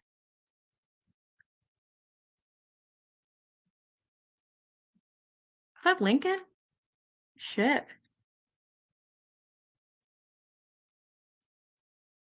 Okay, these are freaking creepy.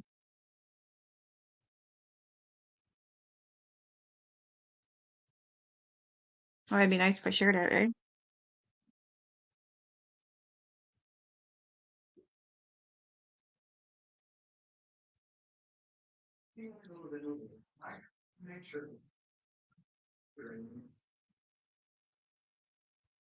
Bizarre history of spirit photography in 35 chilling something. After the devastation of World War I, spirit photography enjoyed a new popularity. Photographer Photographer William Hope offered people a way to commune with their dead loved ones in the 1920s. Oop, shit.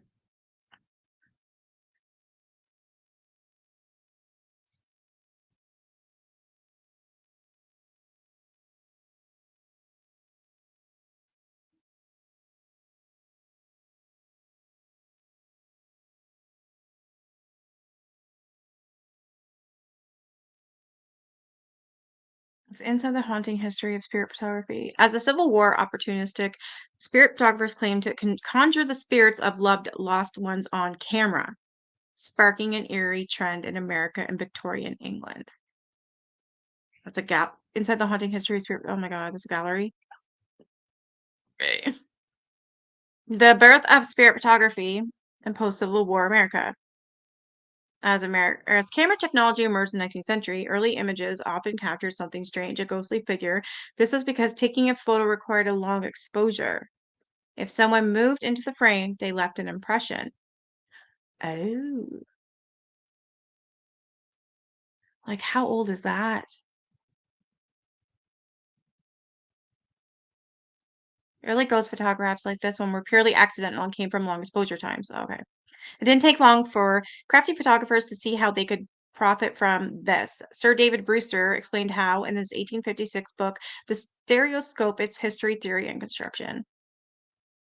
For the purpose of amusement, the photographer might carry us even into the regions of supernatural. His art enables him to give a spiritual appearance to one or more of his figures. Really? I want and to exhibit them as thin air amid the solid realities of stereoscopic picture. In the aftermath of the Civil War in the United States, photographer William Mumler began selling spirit photos for $5 to $10, a hefty price at the time. As a result, people mourning the loss of their fathers, brothers, and husbands in the war flocked to Mumler to have their photos taken. Even Mary Todd Lincoln sat for Mumler, who happily summoned the ghost of her assassinated husband, President Abraham Lincoln. Really? What an ass. Mary Todd Lincoln sits with the ghostly image of her late husband.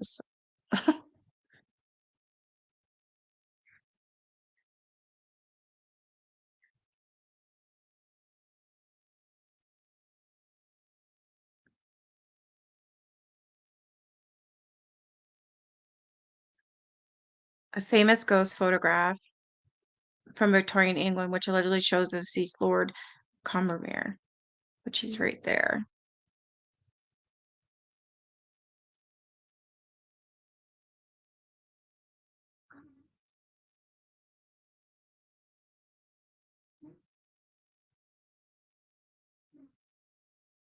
In the 1920s, Hope printed a number of shocking spirit photographer or photographs working with better technology than the Victorians. His images are clearer, crisper, and more convincing, but they're all still fake, aren't they? Hope had his fair share of skeptics. However, in 1922, the Society for Physical Research sent paranormal investigation Harry Price to investigate Hope's ghost photography. Price went to sit for a photo in Hope's studio, but he had a trick up his sleeve. The investigator had marked the plates he gave to Hope. As such, he was able to prove that Hope had switched them with pre-exposed plates. What? After learning about the history of the spirit ghost photography, learn about the strange and haunting practice of Victorian death photos, or see how Victorians delighted in killing animals and turning them into furniture. No fucking thanks. I'm good. Hell no. The hell was that? Turning them into furniture.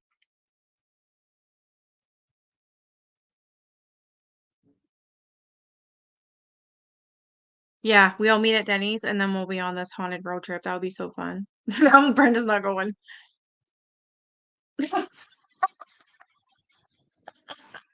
No, I am not identifying as cat. It's Halloween, so I'm wearing Halloween things. My lovely little cat ears and my cool little ghost and then my cool little ghost shirt. It says boo. Am I identifying as a cat? I know, I think we all want Denny's now. Oh, that sounds so good. Yeah, we don't have the Vliska Ask murders. Yes, I've heard that. It's weird. My son brought that up to me. He's like, you should do a live on that. I'm like, how do you even know? He's like, I know. I don't know. He knows things that he shouldn't know. Aw. I just watched where you am. They were trying to recreate this technique. Oh, did you? Hey, puppets.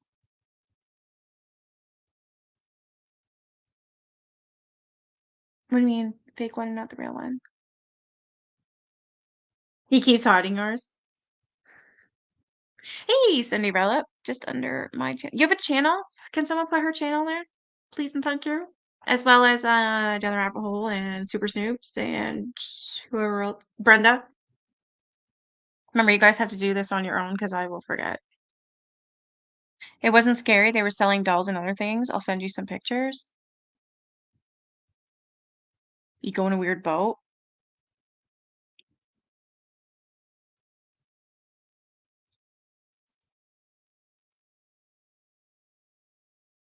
A haunted toilet.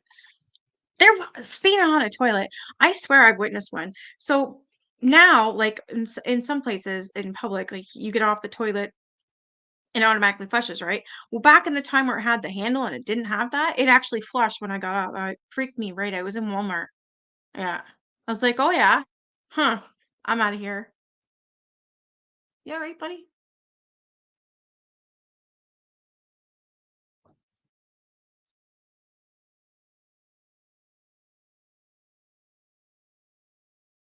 Right? Definitely pass. I'm game. He fit the flashlight again. I made a video the other day about cleaning out my office closet. It was called Nightmare Spaces. My TV came on during the video. Can somebody post her? Is this your channel? Shine on at home with Cindy? It must be. Then I can. Uh. Oh my God, it's up to you. I'd like to see that. I won't show it. I want other people to go to your channel and see it.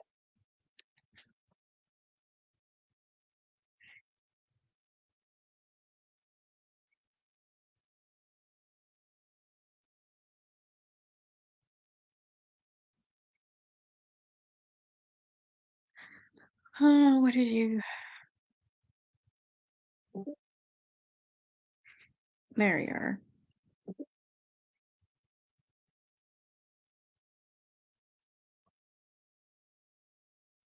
Wow. You're just looking for the video? Okay.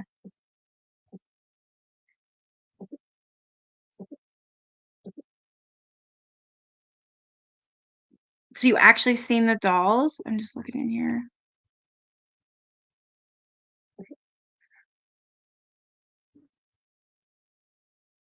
Wow.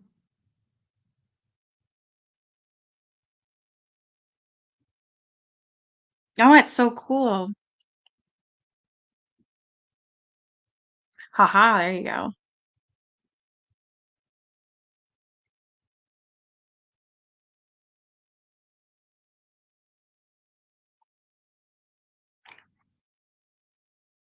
Oh yeah, and Papa just got a channel too.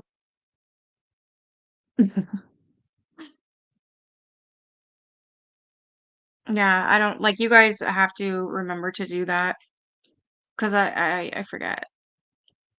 Anybody's got a channel, yes, absolutely want them shared. What am I doing? Oh,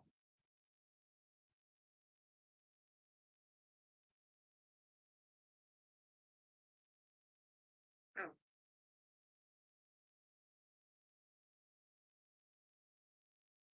I like this one's it. Did you share it, Deb? Yes, you did. All right, I said to you.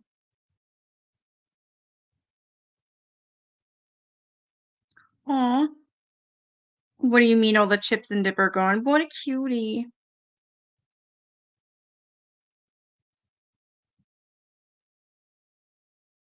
A twerp.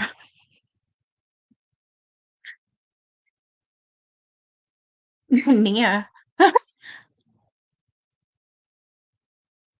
Well, I can always give you pointers if you want some, if you even need any. I started off with a phone. If I even tell you how I started and what I did, you'd be like, "Oh my God."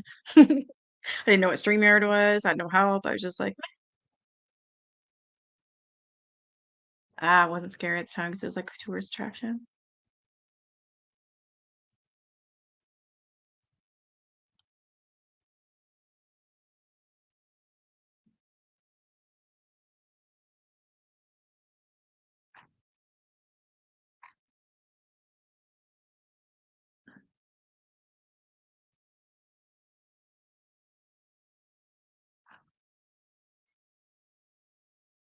These are creepy.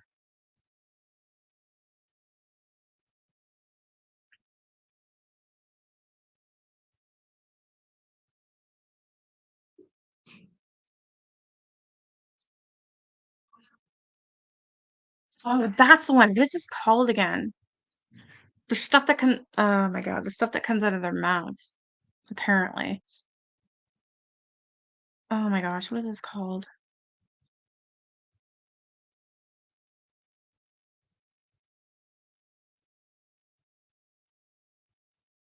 Ectoplasm. That's apparently what it was. Was it ectoplasm? Something like that.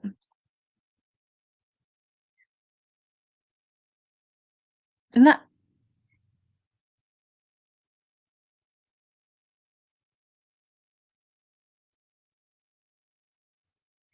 why is Sylvia Likens in this? Is there a photo of her somewhere? A ghost?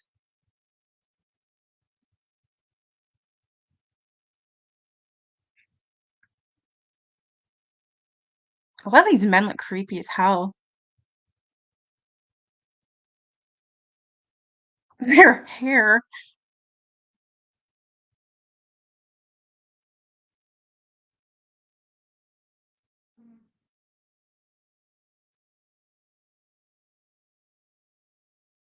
Richard Hobbs, Sylvia Likens.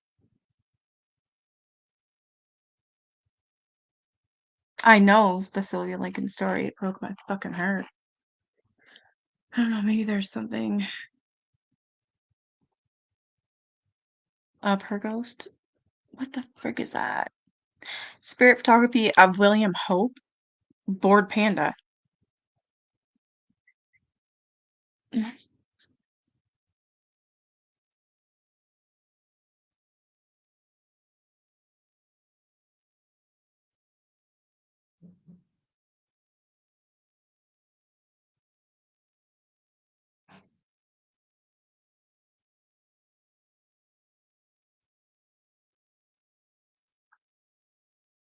Every time I talk about ghosts, shit happens in my kitchen.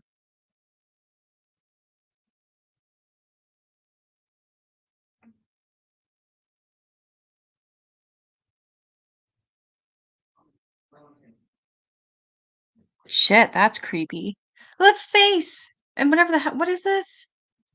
Ghost stories true on eBay? That's creepy.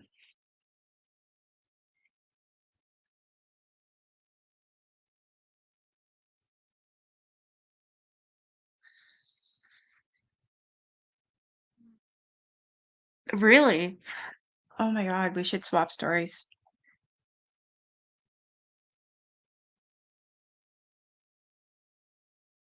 Ah, they are very bizarre. Okay, so what else was there?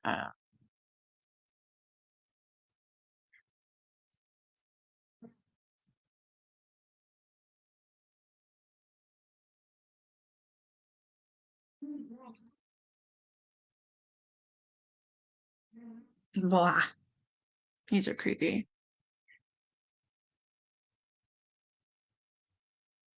It's all kids. I don't know. That's messed up, but I'm gonna show you guys anyways.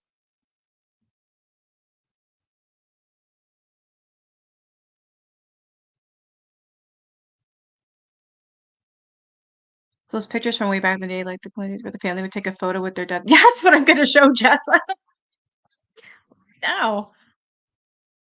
Oh my gosh. Like, so this one's dead?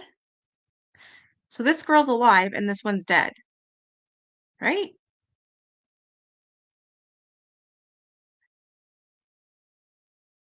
Or I don't know.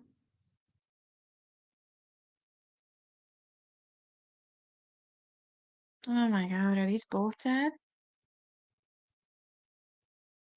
Graphic postmortem photos. All freaking kids. They look like gorgeous dolls.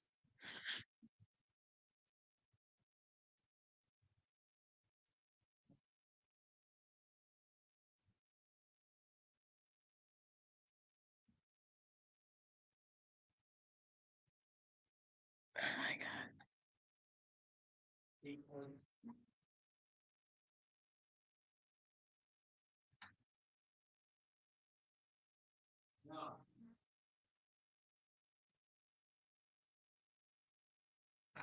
Oh, I've seen this one before. The whole family.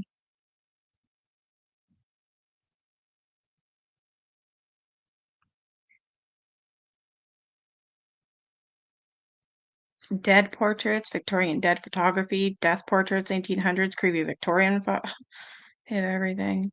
Oh my god. Why though? Why would you want that? Oh my.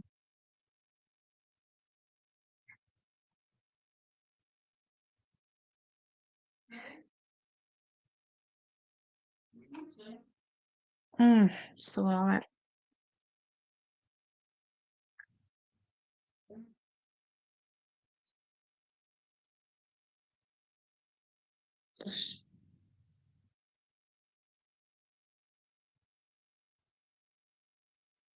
Ugh.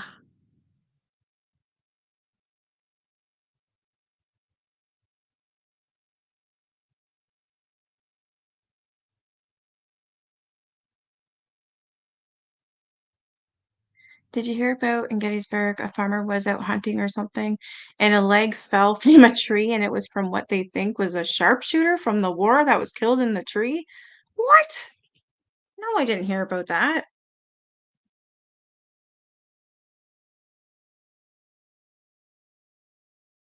I know it's haunted as hell. A leg fell from a tree.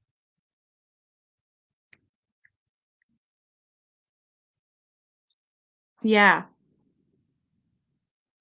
Yeah, it's like sad and it's both dead.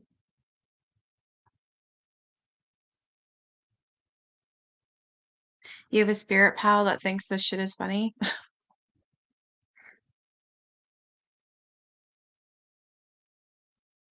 Oh, okay. Oh, yes, I've watched the others many times. I was just thinking about that movie. Actually, me and Deb and Teresa and Patty were all supposed to watch that, I'm pretty sure.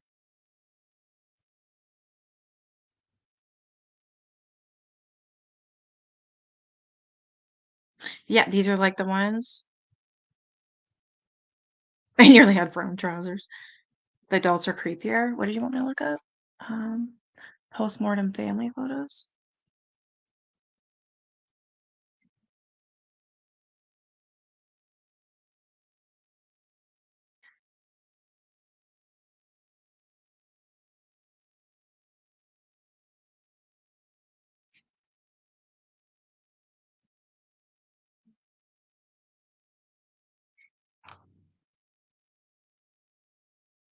Jesus.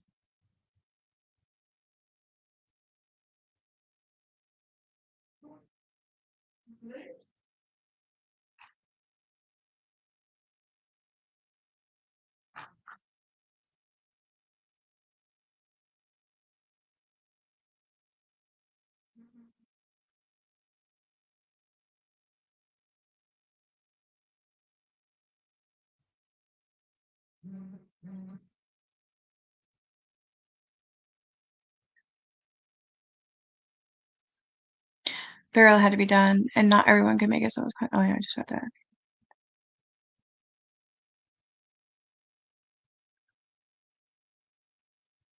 So like, she's not alive.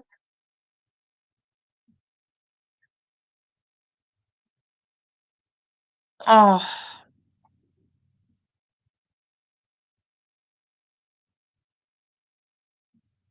like they're neat, but they're so morbid too. Oh my God. Like, look at it, there's a whole family. They were all shot. Oh my God. You see the bullet, looks like.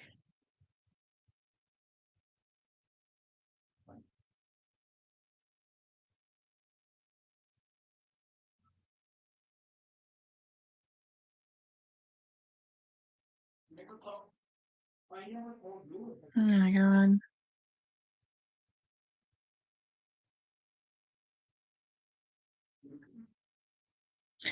In the winter too, didn't they just leave the bodies outside? because the ground was frozen. They couldn't bury the bodies. I remember hearing that around here as well.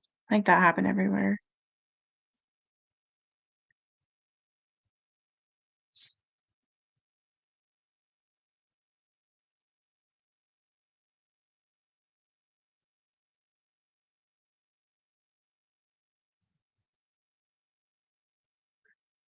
I feel like this one's kind of famous.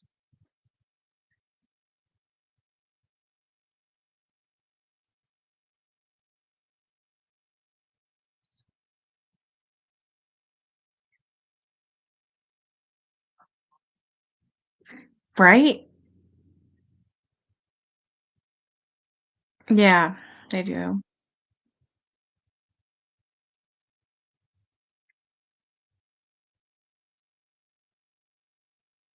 If a leg fell from a tree while hunting, I'd freak, then I want to know who, what, why happened to him. So inquisitive for my no, I'd want to know the who, what, where, when, why, how. I'd want to know everything. Like a leg foot one.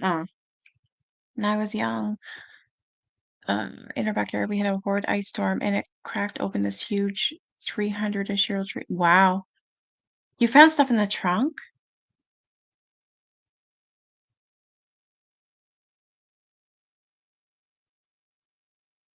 Yeah, not the newer one. That is not all the same story. Oh my God, scary as bear. Yeah, that was an older one. Yeah, not the one with what Angelina Jolie, I think, is in the newest one.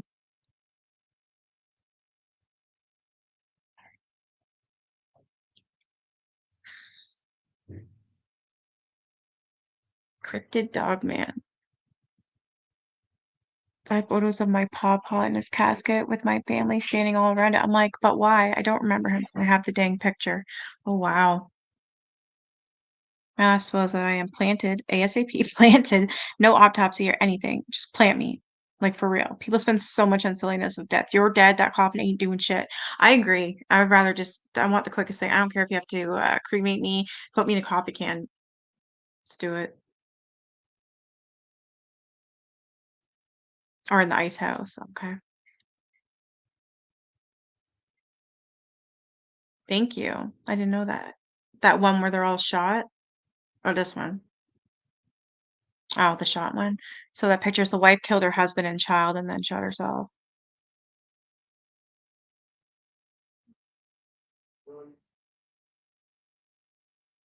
She wanted the last pic of him. Yeah, burning or drowning. Oh my gosh. Yeah, that happened a lot around here as well. Yeah, that's usually what it happens. Murphy's Law.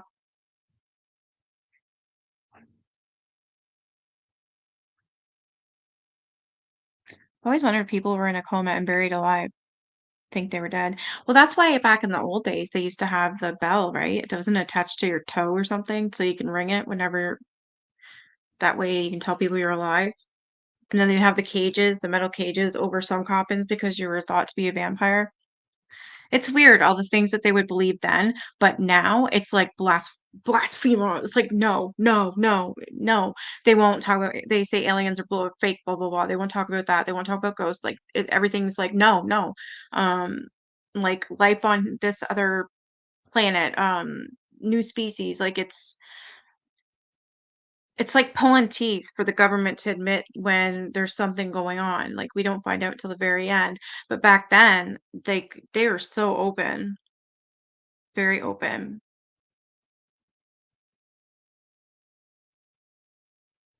It does have some local codes. Some might require at least a wooden box, which in that case, you just get a simplified box.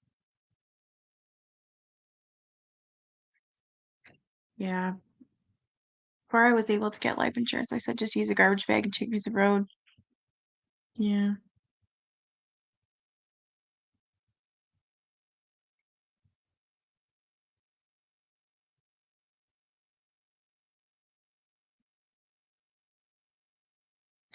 Yeah, these are all kids.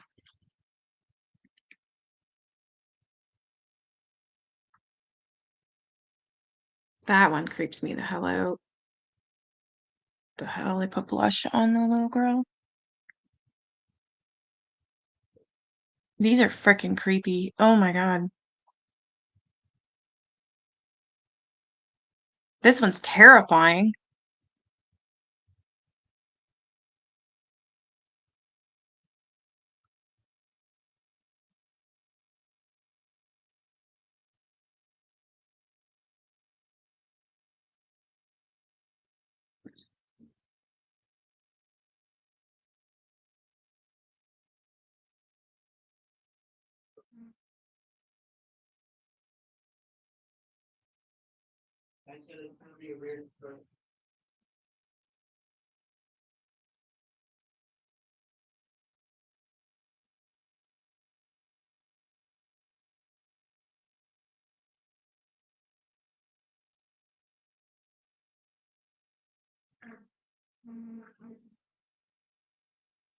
Okay, I've had enough. I'm gonna end up giving myself nightmares.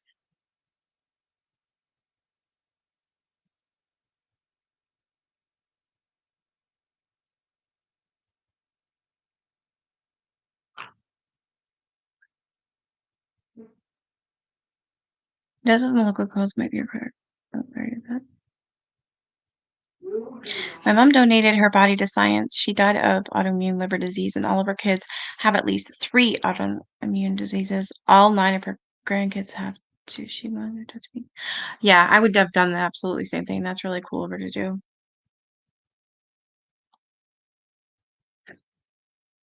An argument I've had, keep asking, like, what about if it is outside of city proper?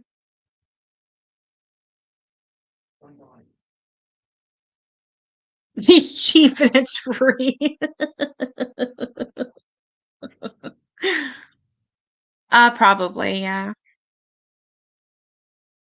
Okay. My son was born with that. It's crazy how they actually are yellow. Yeah, I don't want any floating around in my dead ass either.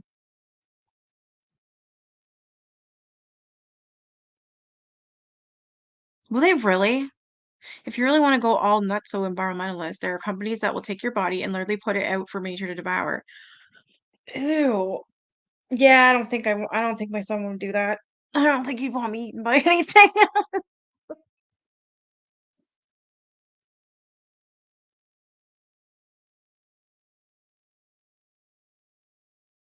So I think tomorrow we're gonna do me and Nana are gonna finish reading that book, Chaos. Not finish, but read. I'm making sure I wasn't hearing the spirits in your home. Oh, we probably did. Either or. Birds, bears, or coyotes, whatever. I donate myself to science, but they don't just take anyone anymore. I actually made medical books at the University of Wanda. Cool. I am an organ. Yeah, I'm an organ. No, I'm an organ donor.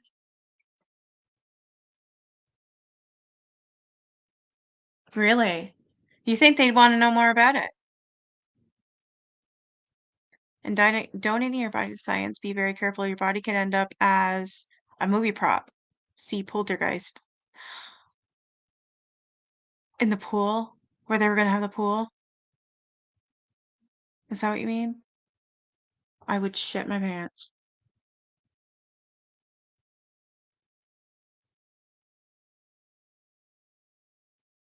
In my home, there's spirits, Puppet. There's a lot.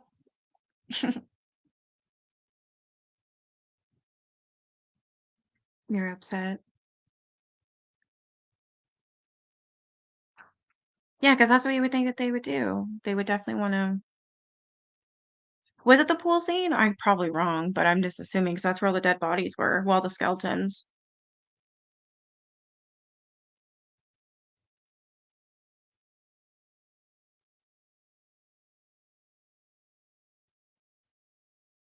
That's why you see me go like this sometimes or like that, because I'll hear things.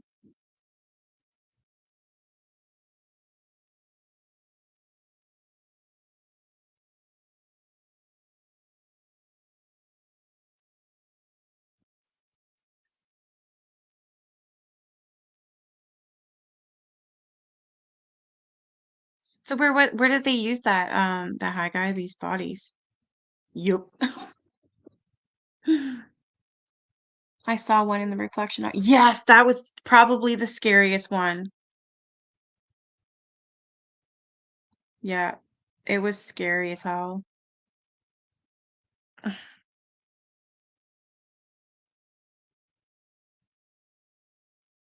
I don't remember if I put that on my community tab or anything. There's got to be a reason.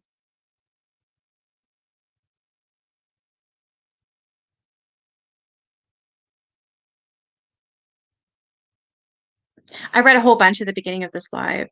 Yeah, true ones. I already read Helter Skelter, but I was introduced to this book, which is honestly a heck of a lot better. And it's about Charles Manson, the CIA, and the history of the 60s. I really, really enjoy it. Wow.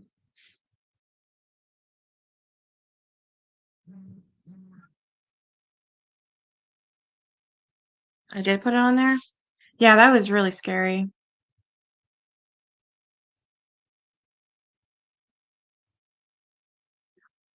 You creep me out, boy. My cat just scared the shit out of me.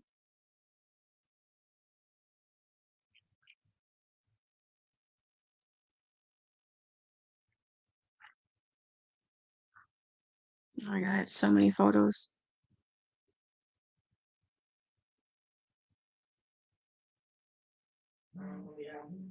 I just, I don't know. Apparently, all my stuff's getting deleted. Cool. The fuck?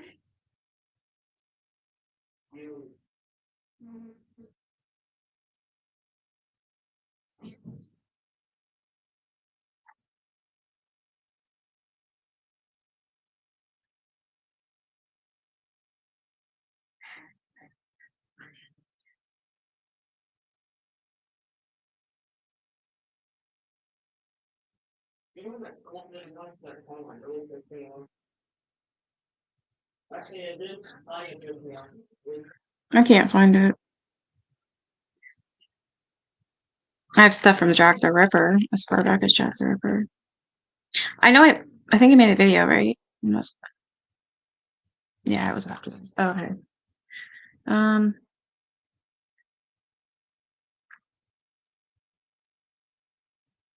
Yeah, way too much KJ.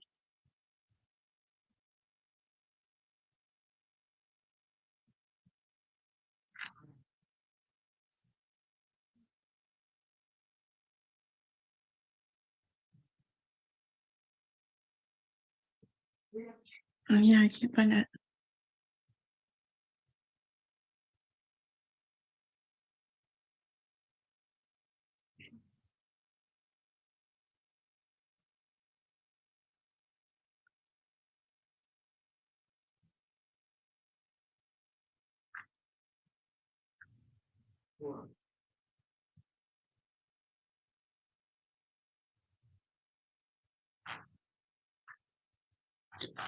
I'll post it right now because I can't find it.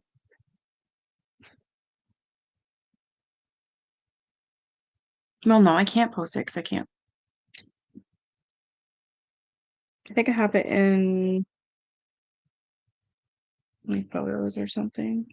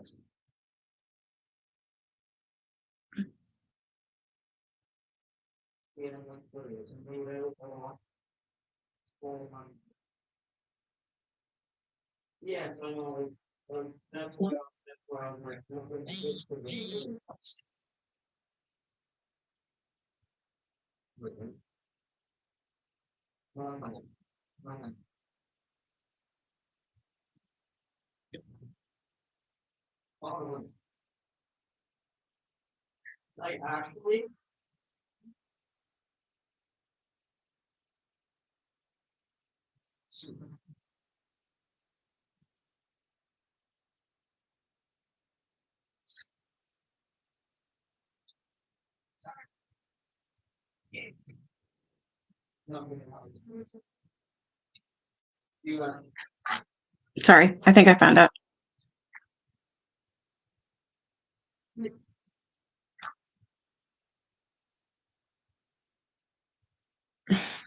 Nine minutes left. I thought it was already on here, damn it.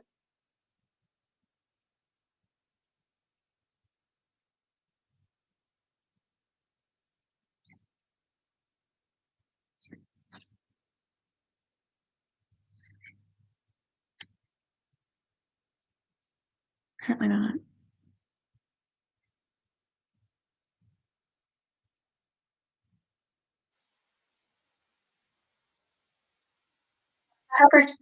Oh, okay. I have a video.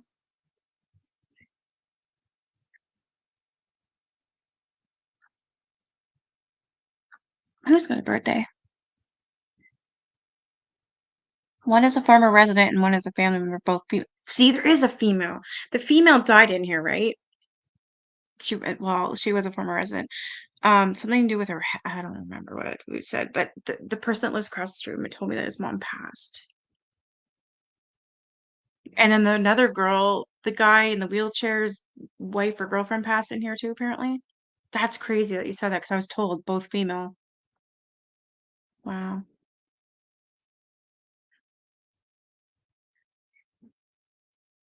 So that would be the one always smacking things around. Happy birthday, Jessa. Yeah, that's good to hear.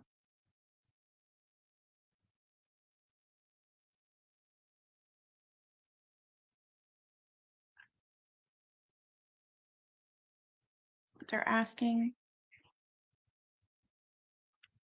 They're asking for a gift, Snoop.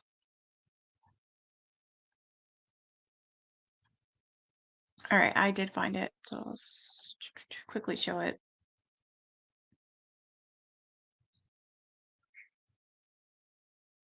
So this one is a minute long, a minute and 15 seconds. So I'm telling you, like you see right now, I'm sorry, it's so small. So you see, this is my cabinet, and you will see a face come around here. There's nothing here right now. And as I go on in my video, this damn face appears. Doing well today.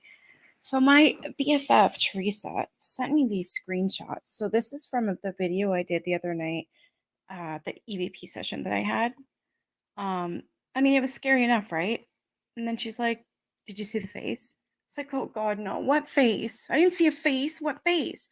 So she sends me this. There's nothing there, right? My God. And it was like a second later she sent me that. Look at Yeah, fuck that. Look at that thing.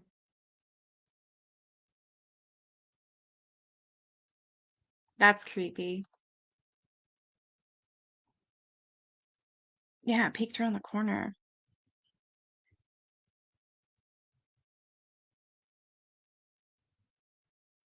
Blah. Is that one of the women, do you think? Pop it.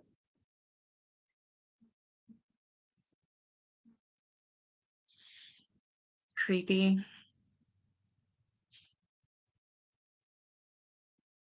There's that looks like a woman's face and a shoulder. What is that?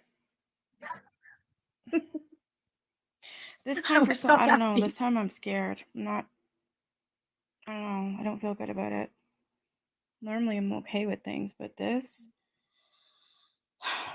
that creeps me out. Look. Nothing. Like a second Something. later, Nothing. Something. Yeah, that's fucked up.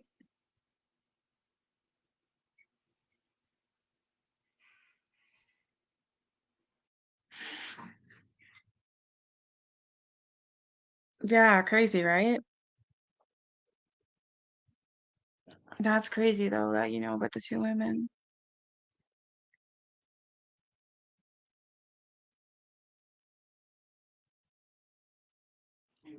You guys let me know what you think.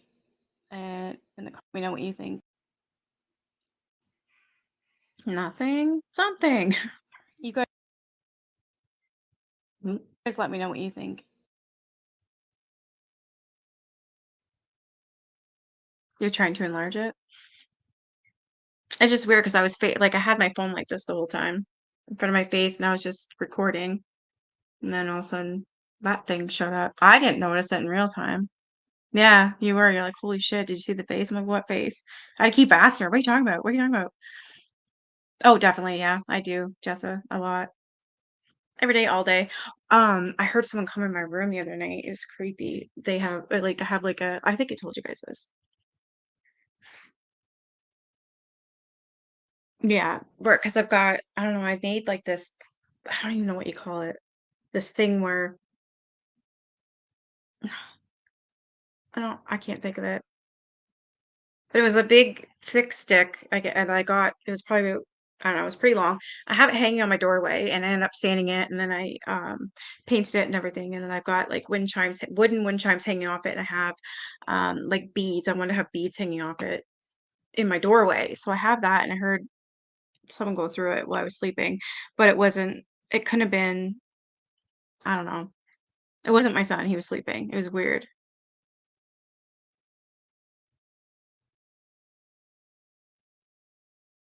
Oh, I got a video. It's on my YouTube. And then the other day, I could hear Leland walking around, but he wasn't there. He's at school. I was like, oh my God. I think I do have that, Jill. Yeah. I have some things here from deceased people.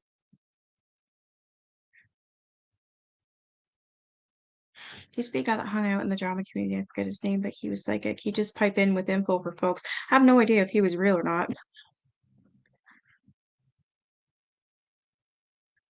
Yeah, like I don't know, I got these three cabinets.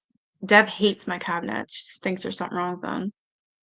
I got that desk. I got the night table, some knickknacks, and I got, yeah, I went shopping and I've gotten a lot of things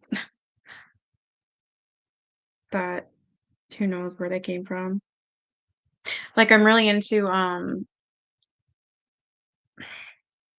sorry, I don't know why I can't think of anything. Oil lamps, miniature ones. So whenever I find one, they're usually at antique stores.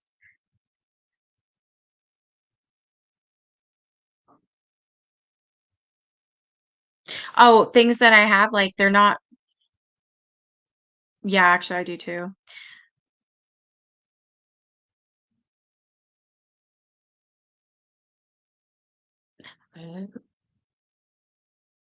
Yeah, I've got some stuff here from a passed on person that I didn't even know. I was asked if I wanted these antiques for free, so I took them. I got a desk and I got some knickknacks and I got uh, a desk, a chair, an end table, and another end table.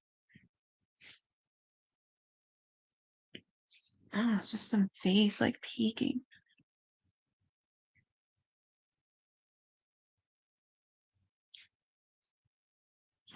Just thinking, what?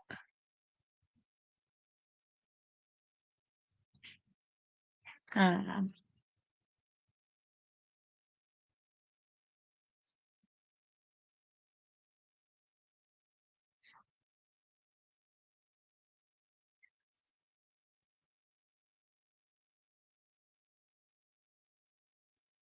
Oh, so I wanted, or you know how well, I am. I've told you guys before. I'm gonna read this too. I can't wait to, but The Horrors of Fox Hollow Farm with Herbert Baumeister. I'm dying to read it.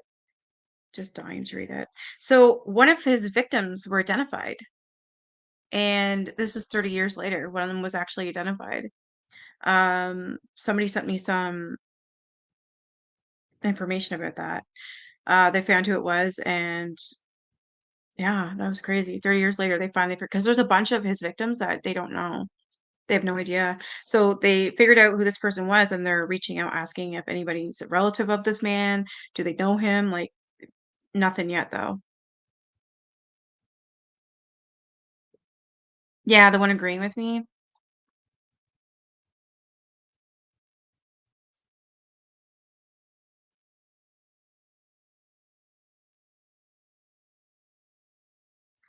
Just, oh my God, that's how I saw something one time. Then later a guest stayed in the same room and he said he saw the same thing I saw. Weird. Wow. Yeah, I don't know. There's something to do with mirrors.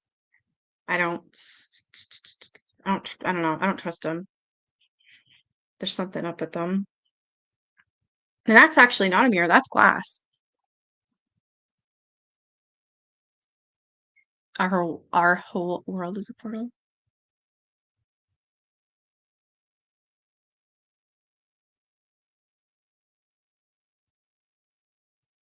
I actually have a ylang ylang oil and I do have sage.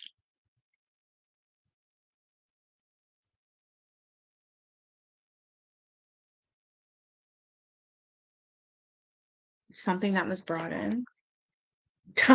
Could be anything. Yeah. Oh, I've got quite a bit of stuff.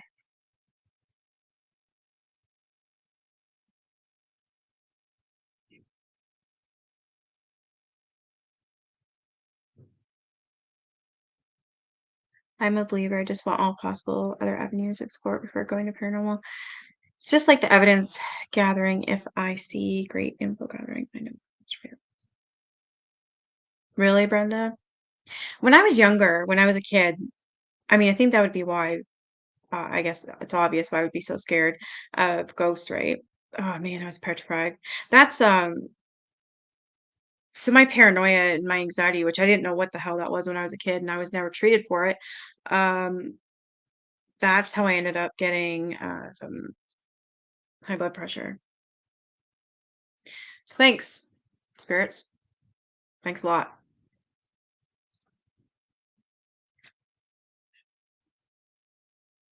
We are the only devils that exists.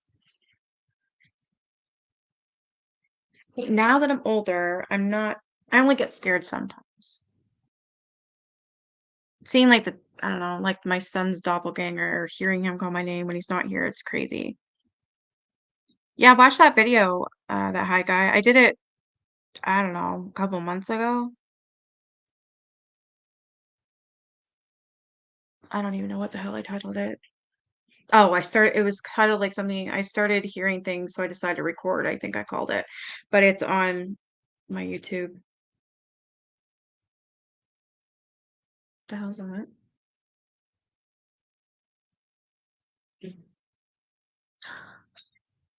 Listen, you little black jerk. What you doing? You scared the crap out of me. Jeez, I thought something was coming through the wall. Yeah, check it out and tell me what you think. Just fixing to paint a closet with kitty devil faces drawn in it on the walls. I guess the previous owners let their kids run wild with pens and markers, but hide faces are fixing to be. Yeah. All right, I'm gonna go because I have to use the phone booth for one. Number two, I'm hungry thanks to that high guy. And now I think I'm gonna have some damn waffles. No, I'm gonna have a pulled pork routine as well. I have everything ready, I just gotta heat it up. I had severe anxiety and would wake up with panic attacks because I had a fear of being kidnapped because holy shit, girl. I was actually almost kidnapped a couple times. It's scary. That was when I lived in Toronto, and then the other time I visited Toronto. I don't want to ever go back there if I don't have to. I have family there though. All right, you guys have a great night. Thanks for hanging out with me. I'll be back tomorrow. None if you're still here. Yes, we should still do this. I'm thinking 7 p.m. Eastern Standard Time.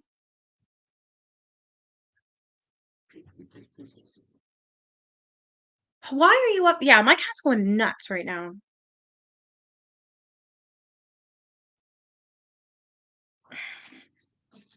Yeah, right, Ash? Ash. He's on one of the things I got. You'll be live in a while? All right. Sage monthly. For some reason, Link keeps popping in my head. Spooky walk. All right, you guys have a good night, and I'll be looking forward to your live in a while. That'd be so cool. I need to start doing that. But anyways, have a good night, guys. Oops.